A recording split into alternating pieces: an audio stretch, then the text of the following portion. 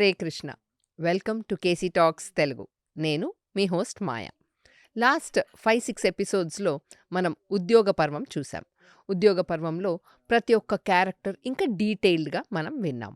అది కాకుండా variety of negotiations చూసాం. రాయబారం, కృష్ణుడి రాయబారం, ద్రుపదుడి రాజపురోహిత రాయబారం, సంజయ రాయబారం, ఇంకా ఉలూకుడిది చాలా రోస్టింగ్ రాయబారం కూడా చూసాము. భీష్మ పితామహుడు ప్రతి ఒక్కరి కెపాసిటీ, కేపబిలిటీ ఎంత ఉంది, ఎవరు అతిరథుడు, ఎవరు మహారథి, అర్ధరథి, రథి అనేది కూడా మనం క్లియర్గా అర్థం చేసుకున్నాము.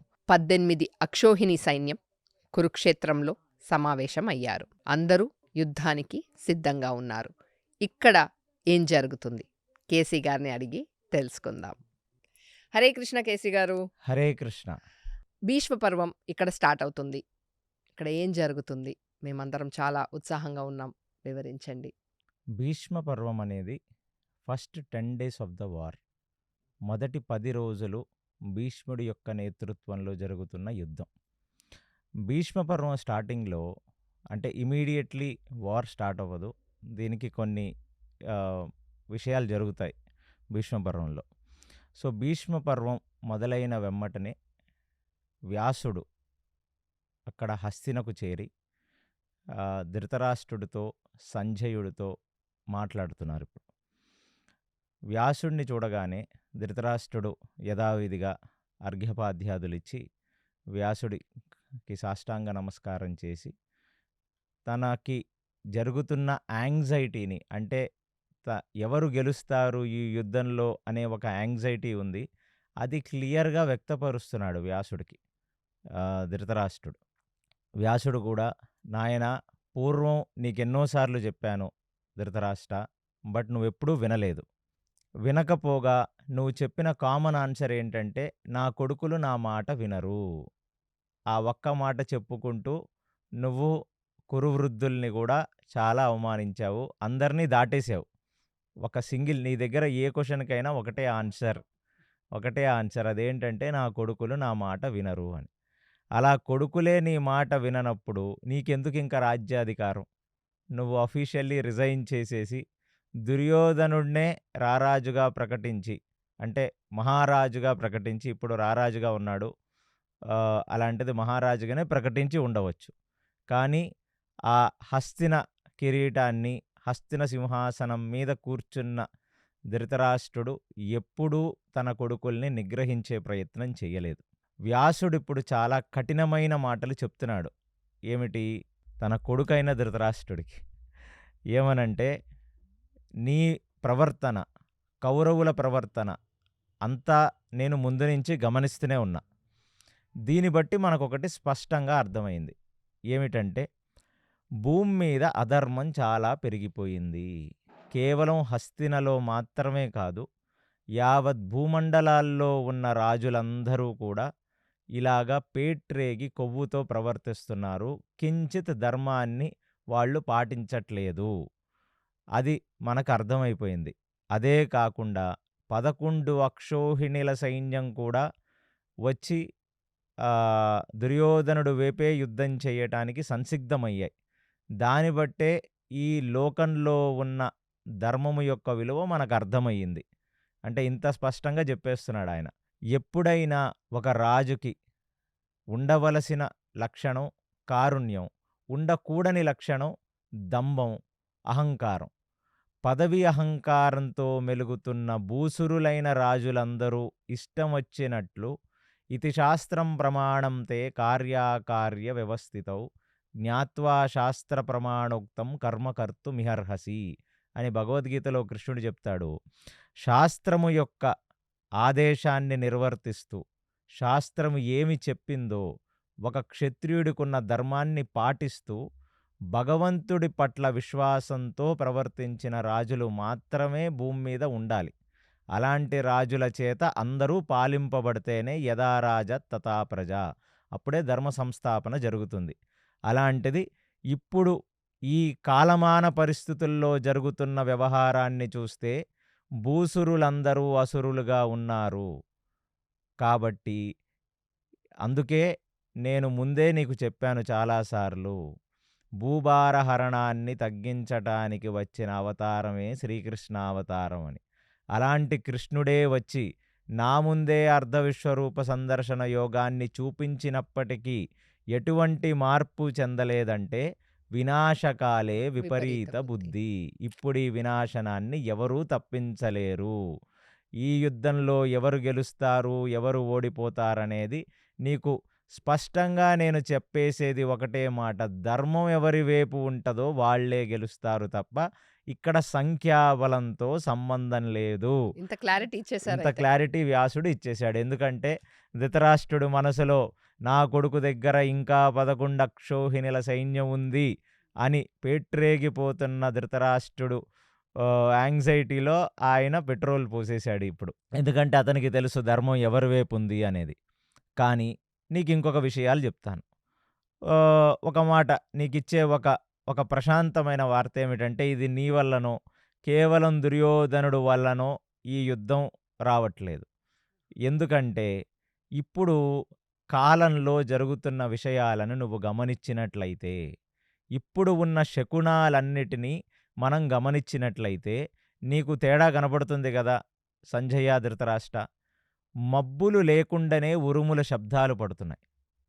మబ్బులు లేకుండానే ఉరుముల శబ్దాలు వినపడుతున్నాయి. పైకి ఉరుము వచ్చింది, మీరు తలెత్తి పైకి చూడగానే అక్కడ అసలు మబ్బే లేదు. అదొక వింత శకునం. అలాంటిది నల్ల మబ్బులు కమ్ముకోకుండానే వర్షాలు వచ్చేస్తున్నాయి. అసలు అదేమిటి? అదొక వింత. ఇది కాకుండా నేను ప్రత్యేకంగా అంటే వ్యాసుడికి విపరీతమైన భూతదయ. ఆయనకేమిటంటే ద్వైతవనంలో ఉన్నప్పుడు వాళ్ళు వనవాసం చేస్తున్నప్పుడు నాయనా ఇక్కడ పశుపక్షాదులు, ఇక్కడ జంతువులు, ఇక్కడ ఉన్న ఈ ట్రీసు, ఇవన్నీ కూడా అడవులన్నీ ధ్వంసం అయిపోతున్నాయి, మీరు మారవలసినది అని చెప్పాడు కదా వ్యాసుడు. కరెక్ట్. అలాగా ఇప్పుడు నేను ఇంకా విశేషంగా చూస్తుంది ఏంటంటే జంతువుల యొక్క ప్రవర్తనలోనే చాలా మార్పులు నేను స్పష్టంగా అంటే గమనిస్తున్నాను. ప్రకృతికి విరుద్ధంగా అవుతున్నాయి అని అన్ని చెప్పొచ్చా? ప్రకృతికి విరుద్ధంగానే అవుతున్నాయి ఇప్పుడు ఈయన చెప్పే లక్షణాలన్నీ ఉమ్. కూడా. తర్వాత ఏ యుద్ధానికైతే మనం గుర్రాలని, ఏనుగులని వాడతామో అవే కాకుండా అరణ్యంలో సంచరిస్తున్న ఏనుగులు, ఆ అడవి గుర్రాల కళ్ళల్లోంచి కూడా విపరీతమైన అశ్రుధార కారుతుంది. అంటే అవి బాధపడితే నీళ్ళొస్తాయి, లేదా ఏదన్నా ఒక చిన్న దుమ్మో ధూళో పడితే నీళ్ళొస్తాయి.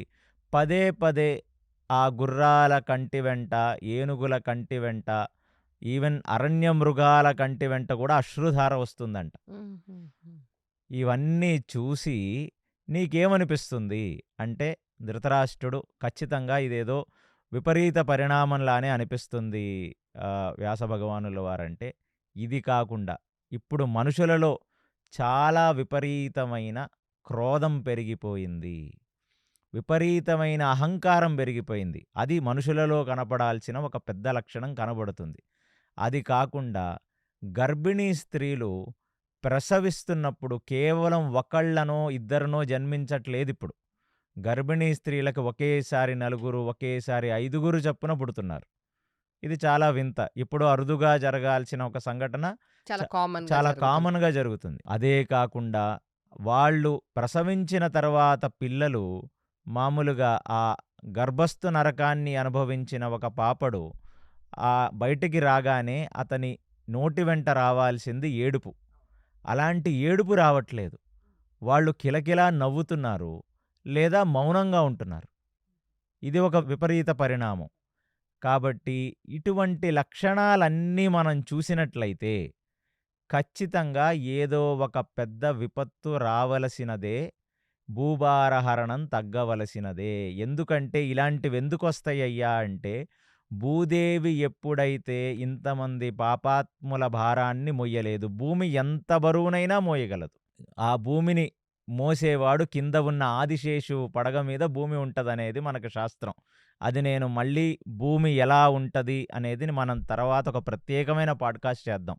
ఎందుకంటే ఇదే భీష్మ పర్వంలో కూడా అసలు భూమి ఏమిటి, మన సంకల్పంలో చదువుకున్నట్టు జంబూద్వీపే భరతఖండే భరతవర్షే మేరుహు దక్షిణ దిగ్భాగే అని మనం చదువుకుంటున్నట్టు ఆ వివరణ మొత్తం కూడా సంజయుడు తర్వాత ధృతరాష్ట్రుడికి ఇక్కడ చెప్తాడు.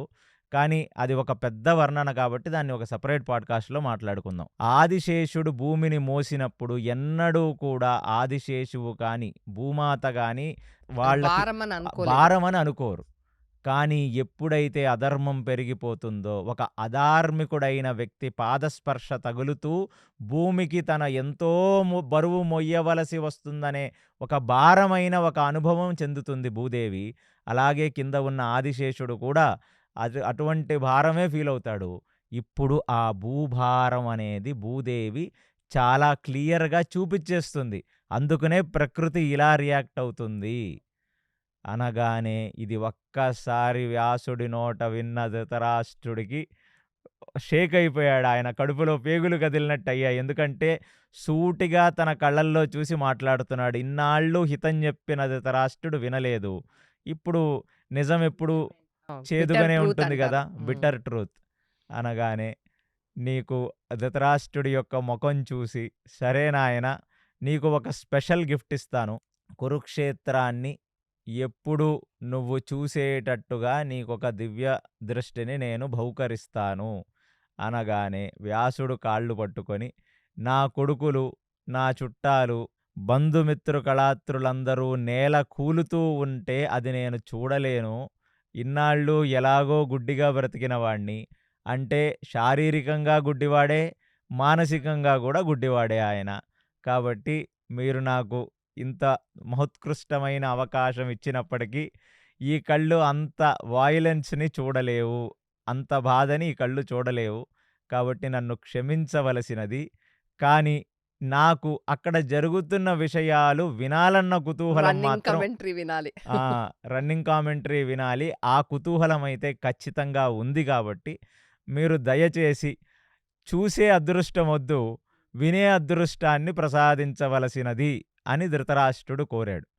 అటు పక్కన ఉన్న సంజయుణ్ణి చూసి, సంజయ నీకు నేనొక అద్భుతమైన అవకాశాన్ని ఇస్తాను. ఎందుకంటే టెక్నికల్లీ వ్యాసుడు చేస్తుందేంటంటే చెప్తే వినకపోతే చెడగా చూడమన్నారు. ఇప్పుడు ఆయన ఇదిచ్చి చూస్తున్నాడు తను ఎలా రియాక్ట్ అవుతాడు ఇప్పుడు ఆ రన్నింగ్ కామెంటరీని అని. కాబట్టి సంజయుడి వైపు తిరిగి, సంజయ ధృతరాష్ట్రుడు కోరుకున్న కోరిక వల్ల నేను నీకు ఒక స్పెషల్ సిద్ధినిస్తాను. ఈ సిద్ధేమిటి అంటే ఇది కేవలం దివ్యదృష్టి మాత్రమే కాదు. నువ్వు స్వేచ్ఛగా ఈ కురుక్షేత్ర రణరంగంలో తిరగగలవు. ఎక్కడికైనా వెళ్ళగలవు. అలా వెళ్ళినప్పుడు ఎటువంటి అస్త్రము, ఎటువంటి శస్త్రము నిన్ను తాకదు. నువ్వు నీ సూక్ష్మ శరీరంతో పూర్తి కురుక్షేత్ర భ్రమణం చేయగలవు. ఎక్కడికైనా వెళ్ళగలవు. ఇప్పుడు భీముడు ఏం చేస్తున్నాడు అనుకోగానే నువ్వు భీముడు ముందు ప్రత్యక్షమై చూడగలవు. ఇప్పుడు అర్జునుడు ఏమి చేస్తున్నాడు అనగానే అర్జునుడి ముందు ప్రత్యక్షమై చూడగలవు. అదే కాకుండా నీకు ఇంకొక సిద్ధి. వాళ్ళు మనసులో ఏమనుకుంటున్నారో కూడా నువ్వు వినగలవు. ఇప్పుడు ఆ వాయిస్ ఇప్పుడు భీష్ముడు నేను ఇప్పుడు ఆగ్నేయాస్త్రాన్ని వేస్తాను అని అనుకుంటే నువ్వు అది వినగలవు, తెలుసుకోగలవు. అదే కాకుండా నువ్వు మల్టిపుల్ ప్లేసెస్‌లో కూడా ఒకేసారి ఉండి చూడగలవు. బంపర్ ఆఫర్ ఇచ్చారు. Bumper offer.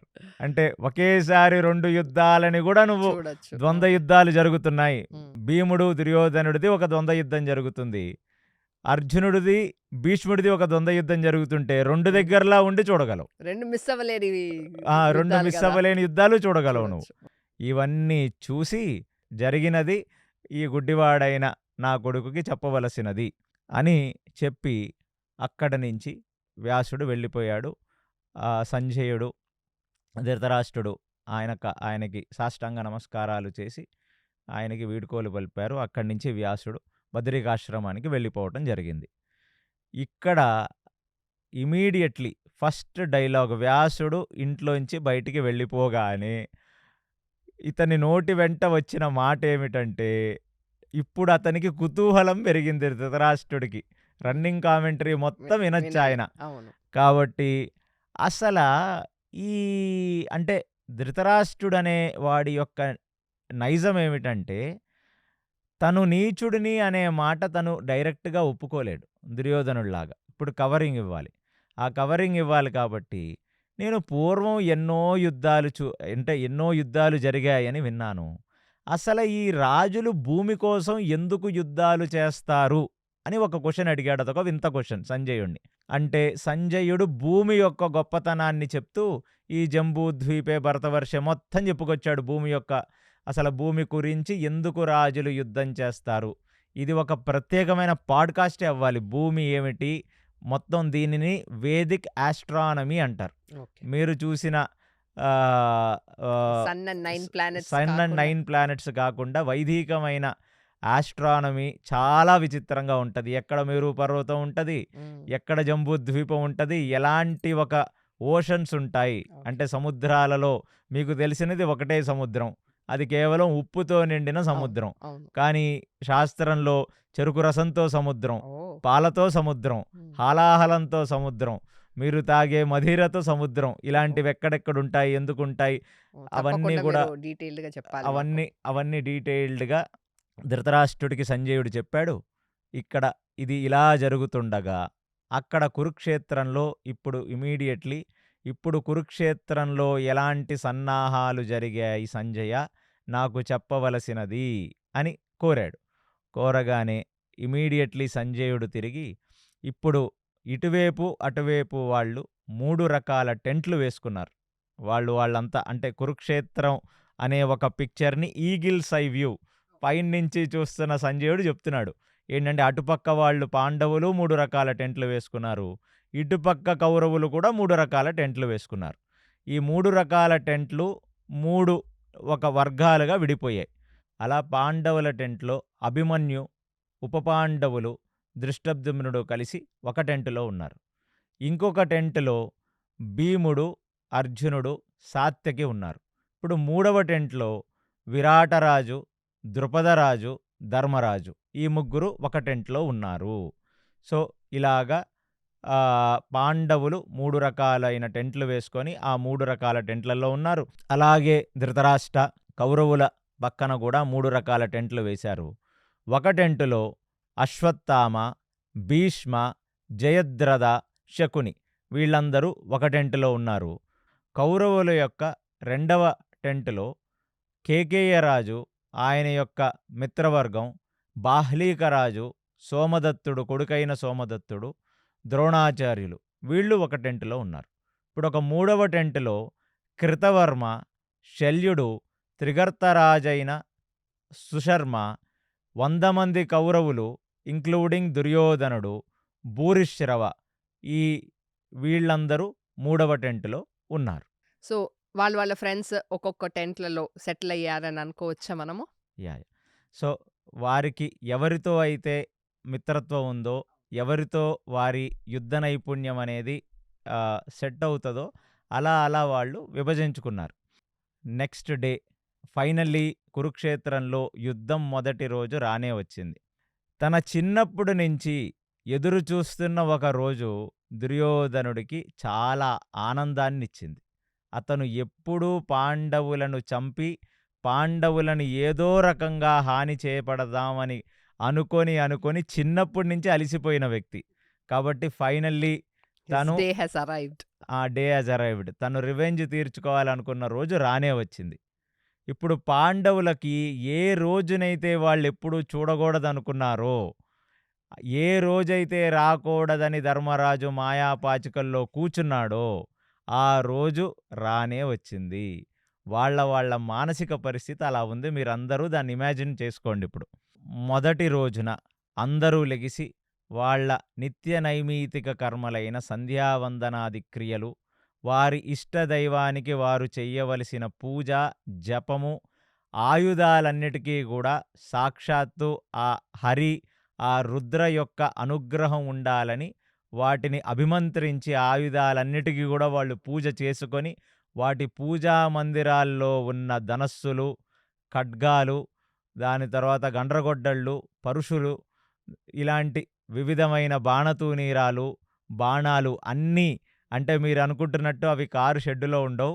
అవి పూజా మందిరాల్లో పూజలు అందుకుంటూ ఉంటాయి. హ్మ్. అక్కడక్కడ పెట్టుకున్న వాటినన్నిటినీ తీసి, ఆ ఆయుధాలన్నిటినీ వారు ధరించి, దాని తర్వాత అక్కడ ఉన్న పురోహితులు, అక్కడ ఉన్న వారి యొక్క మిత్రవర్గం, వారి యొక్క బంధువులు వారికి ఆ వీరతిలకాన్ని దిద్ది ఇమ్మీడియేట్‌లీ వారికి గంధం, వారికి పూలమాల, వారికి కర్పూర హారతులిచ్చి అంటే యోధులు వెళుతున్నప్పుడు జరుగుతున్న సన్నివేశాన్ని మీరందరూ ఊహించుకోవలసినది. కాబట్టి అలాంటివన్నీ చేసి, అటుగా అప్పుడే మంచి ఫుడ్డు, మంచిగా నిద్రపోయిన వాటన్నిటిని అన్నిటిని అంటే ఇక్కడ పాల్గొనే జంతువులు గుర్రాలు, ఏనుగులు వాటన్నిటికీ గూడా చిన్న సైజు మసాజ్ అది చేసి, వాటికి గూడా హారాలవి వేసి, దాని తర్వాత మంచి ఫుడ్ పెట్టి. మంచి వాటిని రిజువినేట్ చేసి, ఆ పొద్దునే యుద్ధంలోకి ఎంత హెల్తీగా, ఎంత పాజిటివ్‌గా అయితే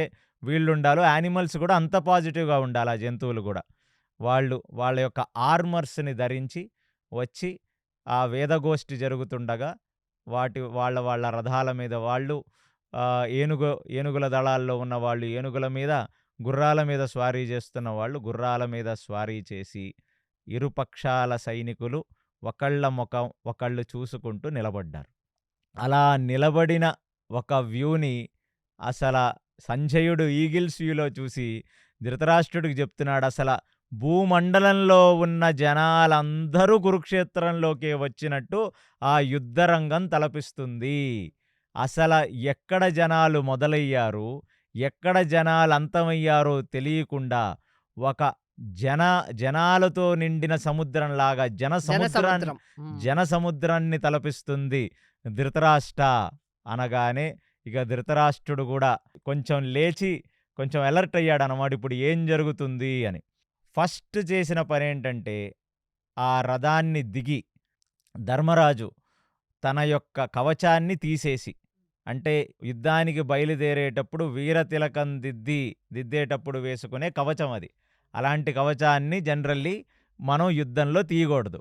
కానీ తన రథాన్ని దిగి, తన కవచాన్ని తీసి, తన బాణాలని, బాణతూనీరాల్ని తీసి రథంలో పెట్టి, నో మ్యాన్స్ ల్యాండ్ అంటే ఇటు అటు ఉంటే మధ్యలో ఒక ఖాళీ ప్రదేశం ఉంటది గదా! ఆ ఖాళీ ప్రదేశంలో నడుచుకుంటూ వస్తుంటే, ఒక నిమిషం పాటు అది కూడా ఎలా నడుచుకుంటూ వస్తున్నాడంట, తన 2 చేతులని జోడించి. నమస్కరించి, ఆ నమస్కారముతో నడుచుకుంటూ ఆ మధ్యలో నడుస్తున్నాడు. ఎవరు? ధర్మరాజు. అలాంటి ఒక సీన్ చూసి పాండవులకే ఒక్క నిమిషం హడలైపోయింది. ఇదేమిటిది అంటే ఇలాంటప్పుడు వాళ్ళు ఏమి వేసి చంపనికి ట్రై చేయలేరా? ఒక్కసారి శంఖం ఊదిన తర్వాత మాత్రమే, ఇటువైపు అటువైపు ఉన్న అన్ని శంఖాలు ఊదిన తర్వాత మాత్రమే యుద్ధం మొదలవుతుంది. ఇది యుద్ధానికి కేవలం ఒక స్టార్టింగ్ పాయింట్ మాత్రమే. ఇంకా శంఖాలవి ఎవరు ఊదలేదు. నడుచుకుంటూ వెళ్తుంటే 2 చేతులు జోడించిన ధర్మరాజు, పాండవులంతా నిర్ఘాంతపోయారు. ఇదేమిటిది? మేమందరము ధర్మరాజు వైపు యుద్ధం చేస్తుంటే, ధర్మరాజు ఆ నో మ్యాన్స్ ల్యాండ్‌లో అంటే ఏ సైనికులు లేని మధ్య ప్రదేశంలో అలాగా నడుచుకుంటూ, రథం మీద గూడా గాదు, 2 చేతులు జోడించి కౌరవుల వైపు నడుస్తున్న ధర్మరాజుని చూసి పాండవులందరూ నిర్ఘాంతపోతే, ఒక్కసారి దుర్యోధనుడు ఐబ్రోస్ లెగిసాయి. వాడు కనుబొమ్మలు లెగిసాయి. అతనికొచ్చిన డౌటేంటంటే, కొంపదీసి ఈ టైంలో మళ్ళీ కాంప్రమైజ్ అని వస్తాడా ఏమిటి? ముందు నుంచి ధర్మరాజు కాంప్రమైజ్ అని సిగ్గు లేకుండా 5 ఊర్లు ఇస్తే చాలన్నాడు. మొత్తానికి మా వైపున్న 11 అక్షోహిణి సైన్యాన్ని చూసి భయపడిపోయి, ఒక నిమిషం సరెండర్ అయిపోవటానికి వస్తున్నాడా, నాకేం పర్వాలేదని వస్తున్నాడా ఏమిటని కౌరవుల వైపు కొందరు హేళనతో నవ్వారన్నట్టుగా వ్యాసభారతం చెప్తుంది. అలా నడుచుకుంటూ మొదట అక్కడ ఉన్న భీష్ముడి దగ్గరికి వెళ్ళి, భీష్ముడు కాళ్ళని తను స్పృశించి అంటే ముట్టుకొని, భీష్ముడికి సాష్టాంగ నమస్కారం చేసి, ఆ రథం మీదున్న భీష్ముడిని ఇలా చూశాడు. చూడగానే ఒక్కసారిగా వాత్సల్యం, అతని పాదస్పర్శ అనేది ఒక్కసారి తగలగానే ధర్మరాజుకి ఒక రకమైన ఎమోషన్ వచ్చింది. దాని తర్వాత భీష్ముడు కూడా చూసి, భీష్ముడు చాలా సంతోషం పొంది, ఏమిటయ్యా ధర్మరాజా అంటే, ఆశీర్వాదం కావాలి తాత నాకు అనగానే, విజయీ భవ అని విజయీ చెప్పేసారేంటి? భవ అనే, మరి అంతకంటే ఏం చేయగలడు భీష్ముడు మాత్రం. విజయీ భవ అని ఆశీర్వదించి, అటుగా నెక్స్ట్ ఉన్న ద్రోణాచార్యుడు కాళ్ళని ఆయనకి ఒక్కసారి నమస్కరించి, తర్వాత కృపాచార్యుడు కాళ్ళకు నమస్కరించి, వాళ్ళ ముగ్గురు రథాల ముందు అతను నమస్కారం ఆ పోజులో నించొని, తల కిందకు దించొని ఆయన నించోగానే, అతని యొక్క ఈ యాటిట్యూడ్‌ని చూసి యుద్ధంలో భీష్ముడు మనసు పులకరించి, "ధర్మరాజా, నీ వినయం నాకెప్పుడూ నచ్చిందయ్యా. అసల నువ్వు మేము ఎంత క్రోధంతో వచ్చి యుద్ధం చేద్దామని అనుకున్నప్పటికీ, ఆ వినయం అనేది ఏదైతే ఉందో, ఆ వినయం మా గుండెల్ని ఎప్పటికెప్పుడు అలా పిండేస్తది. సరే, ఏ కోరిక గావాలో కోరుకో. ఇక్కడ నా మనసు చాలా నీ యొక్క ప్రవర్తనకి నా మనసు చాలా ఆనందపడిందనగానే, ధర్మరాజు అతన్ని కోరుకున్నది, ఒక్కటి మాత్రం కోరుకోకు. ఏ కోరికైనా కోరుకో. ఆ! ఒక్కటి మాత్రం కోరుకోకు. ఏమిటంటే, తాత వచ్చి మా వైపు యుద్ధం చెయ్యమని కోరుకోకు. అది తప్ప నువ్వు ఏ కోరికైనా కోరుకో యుధిష్ఠిరా అంటే, తాత నా పక్కకొచ్చి యుద్ధం చెయ్యమని నేనెన్నడూ అడగలేదు. ఎన్నడూ అడగను. కాబట్టి మీరు ఎల్లప్పుడూ మీ ఆశీర్వాదములు మా వైపు ఉండాలి. మేము చల్లగా ఉండాలని మీరు ఆశీర్వదిస్తే నాకదే చాలు తాత అన్నాడతను. అది చూసి ఇంకా ఎమోషనల్ అయిన భీష్ముడు, అది కాకుండా ఇంకేదన్నా ఒక కోరిక కోరుకోవయ్యా అన్నాడు. అంటే ధర్మరాజు భీష్ముడిని చూసి, అడగలేని ఒక కోరికని కంటి వెంట అశ్రుధారలు కారుతుండగా, తాత నిన్ను జయించాలంటే మేమేం చెయ్యాలి తాత అని అడిగాడు ధర్మరాజు. అది అసలు వ్యాసభారతం చదివితే ఇదొక చాలా ఎమోషనల్ సీన్ ఇది. ఎందుకంటే అప్పుడే పాదాభివందనం చేసిన ధర్మరాజు నిన్ను జయించటానికి మేమేమి చెయ్యాలనేది ఒక పాలిష్డ్ లాంగ్వేజ్. తాత నిన్నెలా ఎలా చంపాలి, యాక్చువల్‌గా. అది దాని యొక్క అంతే. ఉద్దేశం. దానికి చూసి ఇప్పుడే కదా మనవడా మొదలైంది యుద్ధం. కాబట్టి ఖచ్చితంగా ఈ యుద్ధం ముందుకు నడవని. ఎవరి ప్రతాపం ఎలాంటిదో చూడని. నువ్వు నన్ను గెలవలేని పరిస్థితుల్లో, చెయ్యి జారిపోతున్న పరిస్థితుల్లో నా దగ్గరికి రారా మనవడా, అప్పుడు చెప్తాను నేనంటాడు భీష్ముడు. అసలు వాళ్ళ ఎమోషనల్ సీక్వెన్స్‌కి ఎవరికైనా అసలు అంటే ఆ ఫ్యామిలీ బాండింగ్ చూస్తే వాళ్ళకి అర్థమైపోతది. అనగానే భీష్ముడికి నమస్కరించి, ద్రోణాచార్య అనగానే ఒక్కసారిగా గురువు, ఆ గురువు గుర్తుకొచ్చాడు ఆయనకి. ఏ గురువు తన యొక్క తొడల మీద కూర్చుండబెట్టుకొని తనకి బాణం ఎలా పట్టుకోవాలని నేర్పించాడో ఆ ద్రోణాచార్యుడు తన ముందు నించున్నాడు. అనగానే ఒక్కసారికి ద్రోణాచార్యుడికి నమస్కరించి, ఆచార్యవర్య మీ యొక్క ఆశీర్వాదం కూడా నాకు కావాలి అని ధర్మరాజు అనగానే, విజయీభవ, ఎప్పుడు విజయం నీ వెంటే ఉంటది ధర్మరాజా అని ఆశీర్వదించిన ద్రోణాచార్యుడిని చూసి, ద గురువుగారు, అడగరాని కోరిక, ఏ శిష్యుడు ఒక గురువుని అడగని కోరిక, నేను మిమ్మల్ని ఎలా జయించవలసినది అనగానే ద్రోణాచార్యుడు స్పష్టంగా, నన్ను చంపటానికి ఒకటే దారి శిష్యుడా, ఒకటి, నేను విని తట్టుకోలేని వార్త నేను వినాలి. నేను సో, హింట్ అయితే ఇచ్చేసారు. ఇచ్చేశాడు. హ్మ్. ఎందుకంటే ఆ వినయం అనేది, అంటే ఆ యుద్ధ రంగంలో దిగి ఒక్కొక్కడు అహంకారంతో దర్పంతో కూర్చుండి అసల ఒక పక్కన దుర్యోధనుడిని చూస్తే పెద్ద అంబారి. ఆ అంబారి ఏంటంటే అసలు భగదత్తుడికి ఒక ఏనుగు ఉంటుంది. ఆ ఏనుగు లాంటి ఒక స్పెషల్ మదపు ఏనుగు మీద కూర్చొని ఆ మొత్తం బంగారపు ఆభరణాలు, పెద్ద మాల అది ధరించి ఒక కిరీటాన్ని పెట్టి దుర్యోధనుడు కూర్చొనుంటే ఆ యుద్ధ రణంగంలో 2 చిన్న ఏనుగుల మీద ఆయనకి వింజామర ఊపుతున్నారు. అలాంటి ఒక గర్వంతో చూస్తున్నాడు దుర్యోధనుడు. ఇక్కడ పాదాల మీద నడుచుకుంటూ చేతులు జోడించి వచ్చి ఆ కౌరవుల వైపు వాళ్ళని చూసి ఎమోషనల్‌గా అడుగుతున్నాడు ధర్మరాజు. ఇదే ధర్మం వర్సెస్ అధర్మం యొక్క యాటిట్యూడ్. అంటే ధర్మరాజుది విద్యా వినయ సంపన్నే అని అనుకోవచ్చు. ఖచ్చితంగా. ఆ వినయం ఇక్కడ కనబడుతుంది గదా మనకి. అనగానే ఏ వార్త విని నా గుండెలు ఒక్కసారిగా బద్దలైతయో, ఏ వార్త నేనెప్పుడు వినకూడదనుకుంటున్నానో, అలాంటి వార్త నేను విన్నప్పుడు శిష్యా, నేను నా అస్త్రాన్ని కింద పడేసి నిర్ఘాంతపోతాను. ఆ సమయంలో నన్ను చంపవచ్చును అని ద్రోణాచార్యుడు చెప్పగానే, కృపాచార్యులు చిన్నప్పటి నుంచి వాళ్ళకి ఉపనయన సంస్కారాలు చేసిన వ్యక్తి, చిన్నప్పటి నుంచి వాళ్లకు వేదమంత్రాలు చెప్పిన వ్యక్తి, వాళ్ళ నోటి వెంట ఒక చిన్న స్తోత్రం వచ్చిందంటే మొట్టమొదట నేర్పించిన వాడు కృపాచార్యుడు, రాజగురువు. అన్ని లాంఛనాలు, అన్ని యజ్ఞాలలో కూర్చుండబెట్టి యజ్ఞంలో ఎలా కూర్చోవాలి, యజ్ఞానికి వచ్చిన ఒక ఆహార పదార్థాలని నువ్వు చూడకూడదని చిన్నప్పటి నుంచి మెంటర్‌షిప్ చేసిన ఒక కృపాచార్యుడు. చూడగానే దీని దగ్గర నాకు ఆన్సర్ కూడా లేదు ధర్మరాజా. సో, చిన్నప్పటి నుంచి చూసిన వాడిని. నాకు మరణం లేదయ్యా. నేను చిరంజీవిని. నన్ను జయించటం కుదరదయ్యా ధర్మరాజా అంటాడు. ఏమీ పర్వాలేదు కృపాచార్యవర్య. చిన్నప్పటి నుంచి ఎన్ని రకాలుగా మీరు మా బాగోగులు చూసుకున్నారో, అలాగే ఈ యుద్ధంలో గూడా మాకే విజయం రావాలని దయచేసి మీ మనసులలో మీరు మమ్మల్ని ఆశీర్వదించవలసినది అని అక్కడ ముగ్గురికి ఒక్కసారి భూమి మీద పడి సాష్టాంగ నమస్కారం చేసి అటు తిరిగి ఇంతసేపు ఏడవని ధర్మరాజు ఇప్పుడు ఏడ్చుకుంటూ తన రథం వైపు వెళ్ళిపోతున్నాడు.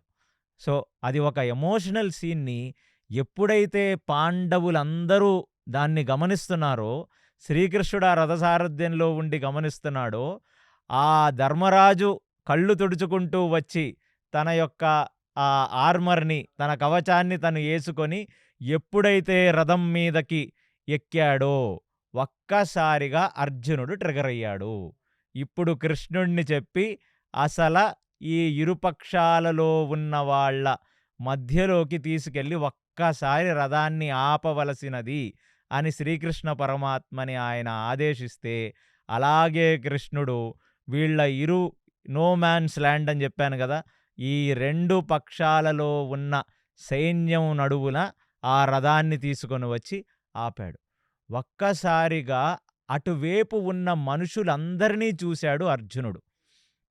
ఆల్రెడీ ఈ ధర్మరాజు యొక్క ఎమోషనల్ ట్రామా అర్జునుడు మనసులోకి వెళ్ళిపోయింది. చూడగానే తన తాత పక్కన తన గురువు, తన తాతకు కుడి పక్కన తన రాజగురువైన కృపాచార్యులు. ఈ ముగ్గురిని చూడగానే ఒక్కసారిగా అర్జునుడికి తన ఫ్లాష్ బ్యాక్ మొత్తం తన మైండ్‌లో అలా రిజిస్టర్ అయిపోయింది. ఏ తాతతో అయితే ఆడుకున్నాడో, ఏ తండ్రి లేడు వీళ్ళకి. కాబట్టి వాళ్లకు తెలిసిన పురుషులు ముగ్గురే. వాళ్ళ జీవితాల్ని ఆదుకున్న పురుషులు ముగ్గురే. ఒకటి తాత, ఒకటి గురువు, ఒకటి కృపాచార్యులు. ఎల్లకాలంలో అంటే ఒక కొడుకుకి తన తండ్రిని చూసుకుంటే ఒక గర్వం, తన కొడుకుకు తండ్రిని చూసుకుంటే ఒక ధైర్యం. అలా మనం చిన్నప్పుడు కూడా చూస్తుంటాం. తండ్రి పక్కనుంటే కుక్కొచ్చినా, ఏ పశువొచ్చినా చిన్నపిల్లడు చాలా ధైర్యాన్ని ప్రదర్శిస్తాడే, అలాంటిది వాళ్ళ యొక్క ధైర్యమే ఇవాళ వాళ్ళ ముందు నించుంది యుద్ధంలో. తనకు ఒక్క నిమిషం అర్థం కాలేదు.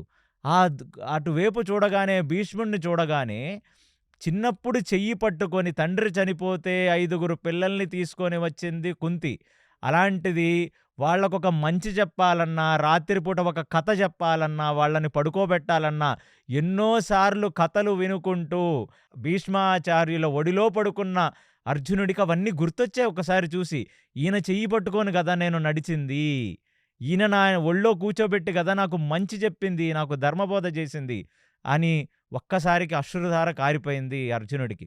పక్కన ఉన్న ద్రోణాచార్యుడిని చూస్తే తన కొడుకు తిన్నాడో లేదో చూసుకోలేదు, కానీ అర్జునుడు తిన్నాడా, పనుకున్నాడా అని నిరంతరము గురుకులంలో అర్జునుడి మీద ఒక ఫోకస్ పెట్టి, ఒక కన్ను పెట్టి, ఆయన తప్పు చేస్తే మందలించి, ఆయన మంచి చేస్తే హృదయాలకు అద్దుకొని, అతన్ని చూసి మురిసిపోయి, అతను సరిగ్గా చదవకపోతే బాధపడ్డ ద్రోణాచార్యుడు భార్య గుర్తుకొచ్చి అసలది ఇంకా తట్టుకోలేడు. ఎందుకంటే ఈరోజు అర్జునుడిని గ్రేట్ వారియర్ అంటే దాన్ని ఫుల్ క్రెడిట్ ద్రోణాచార్యుల వారికే. ఖచ్చితంగా ఇవాళ అర్జునుడు నిలబడ్డాడిక్కడ ఒక ధనస్సుతో అంటే ఆ క్రెడిట్ ద్రోణాచార్యుడు.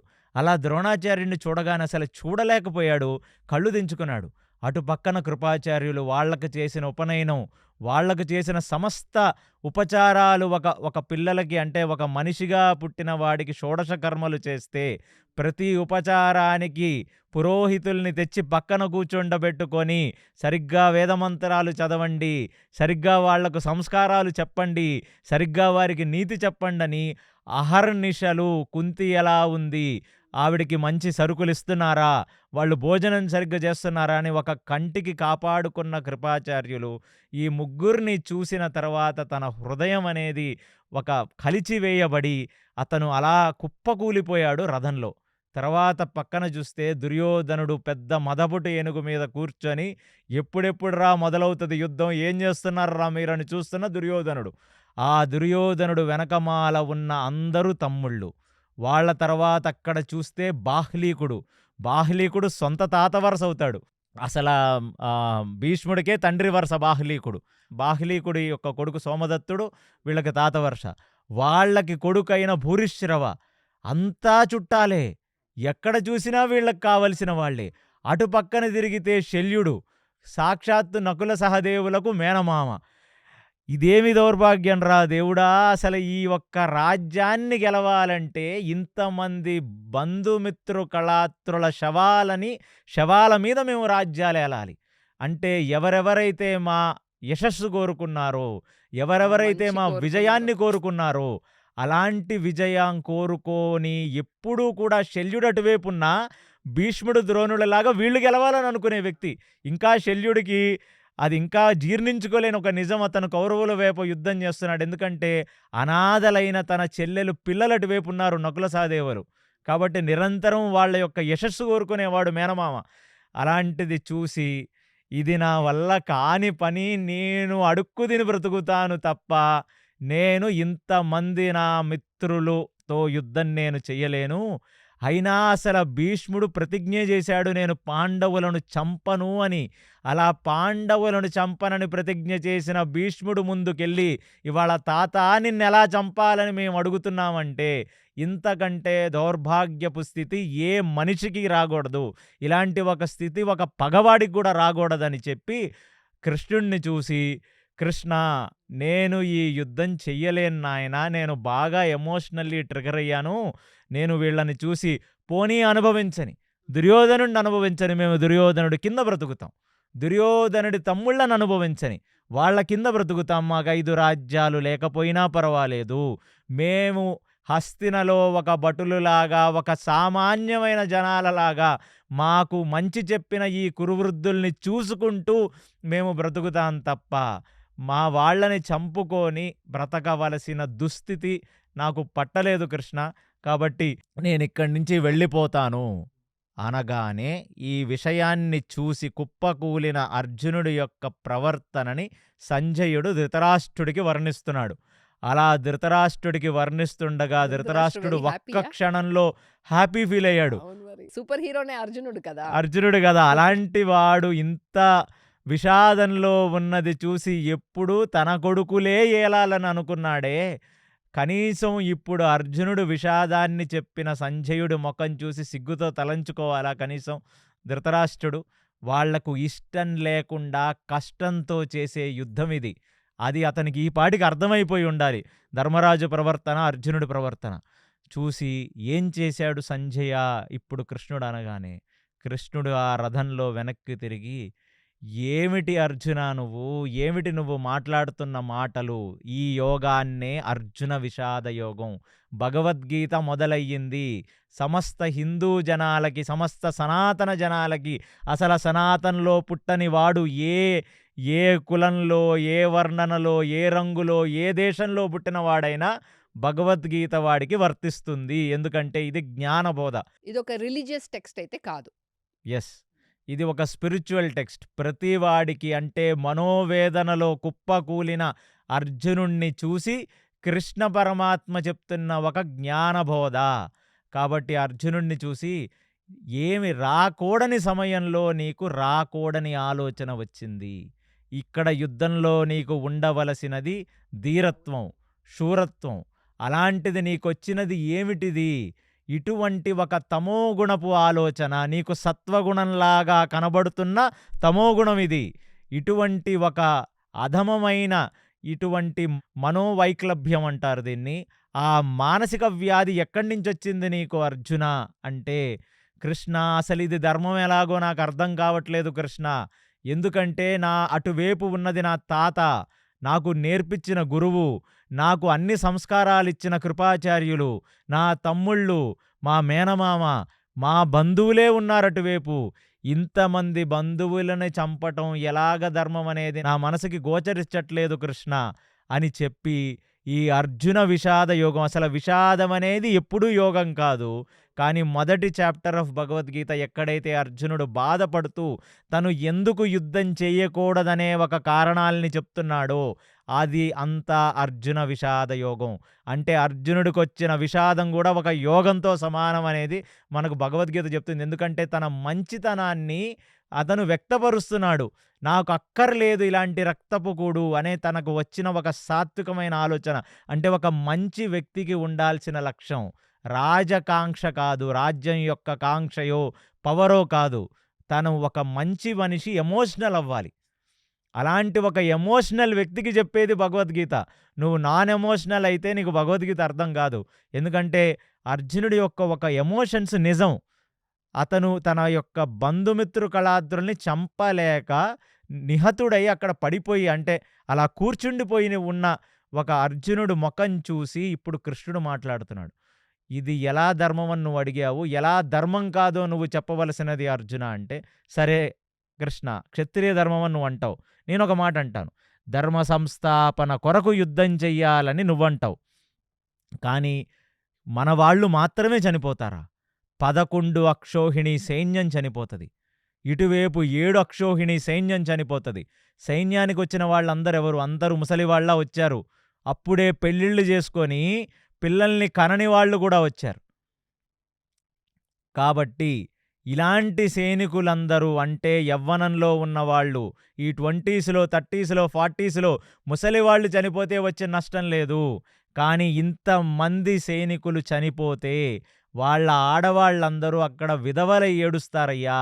వాళ్ళని ఎవరు పెళ్ళిళ్ళు చేసుకుంటారు? అప్పుడు వాళ్ళొక ధార్మికులుగా బ్రతకగలరా ఇంతమంది ఆడవాళ్ళు? అప్పుడు ఈ పనికి మాలిన మగవాళ్ళు వెళ్ళి ఆ విధవలను చెరచి వాళ్ళ ద్వారా ఒక అధార్మికమైన సంతానాన్ని కంటే అప్పుడు నెక్స్ట్ జనరేషన్కి ఒక తండ్రి లేని జనాలు పుట్టి వాళ్లకు జ్ఞానం నేర్పేవాళ్ళెవరు? వాళ్లకు ధర్మం నేర్పేవాళ్ళెవరు? కాబట్టి వర్ణశంకరం పుడుతుంది ఇక్కడ. వాళ్ళ వల్ల అధర్మం ఇంకా పెరుగుతుంది. వాళ్ళ పితృదేవతలకు వాళ్ళు పిండ ప్రదానాలు చెయ్యరు. వాళ్ళు నిత్యం చేసిన దేవతలకు కృతజ్ఞతాభావంగా యజ్ఞాలు చెయ్యరు. వాళ్ళు సూర్యుడికి అర్ఘ్యమివ్వరు. అలాంటి ఒక జనాలు ఇక్కడ పుడితే అప్పుడు ధర్మ సంస్థాపన ఎలా జరుగుతుంది? అసలు ఈ యుద్ధం చేయటం వల్ల ధర్మం ఎలా వస్తుందో నాకు అర్థం కావట్లేదు కృష్ణ అని ఇప్పుడు బంధుమిత్రులను చంపడం పక్కన పెడితే అసలు జనాలు ఇంతమంది చనిపోవటం కూడా నాకు ఇష్టం లేదని అర్జునుడు క్లియర్గా చెప్పేశాడు ఈ శ్లోకంతో. 1వ అధ్యాయమైన అర్జున విషాద యోగం అవ్వగానే కృష్ణుడికి కించిత్ కోపం వచ్చింది. ఇప్పుడు అర్జునుడు వైపు తిరిగి కృష్ణుడు మాట్లాడుతున్న శ్లోకం భగవద్గీతలో ఇక్కడ మొదలవుతుంది.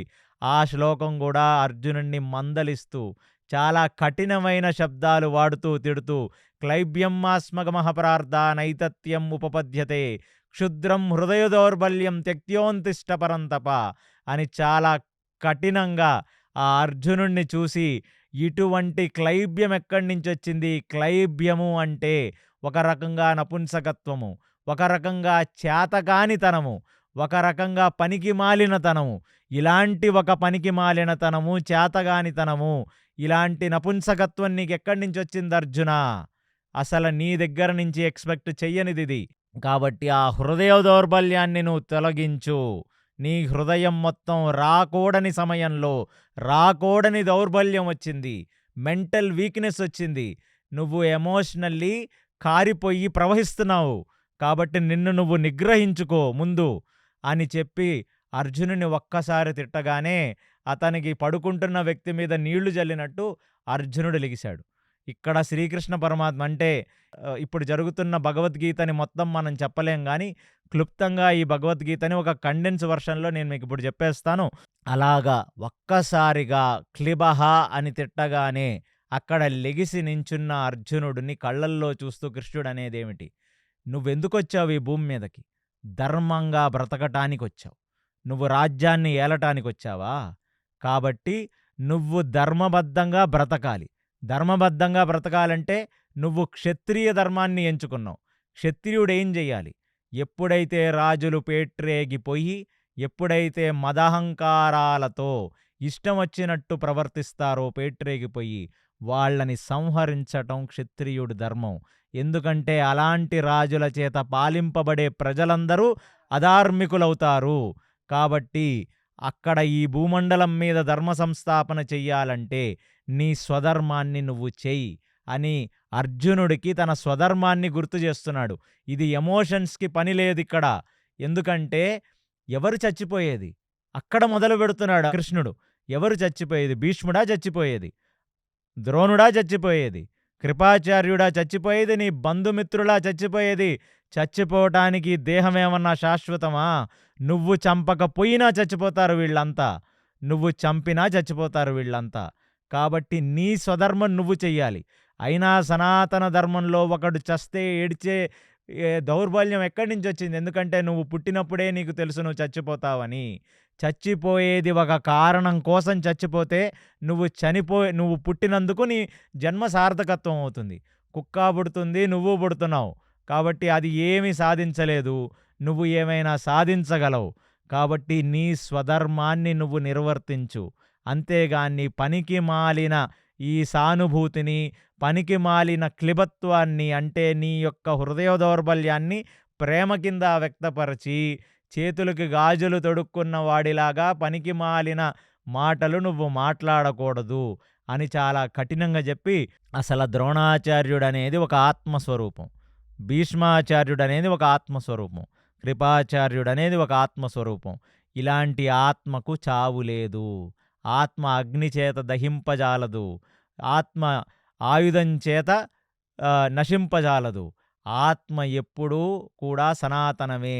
ఆత్మ ఎప్పుడు ఉంటుంది? ఇక ముందు ఉంది, గతంలో ఉంది, ఇప్పుడుంది, ముందు కూడా ఉండబోతుంది.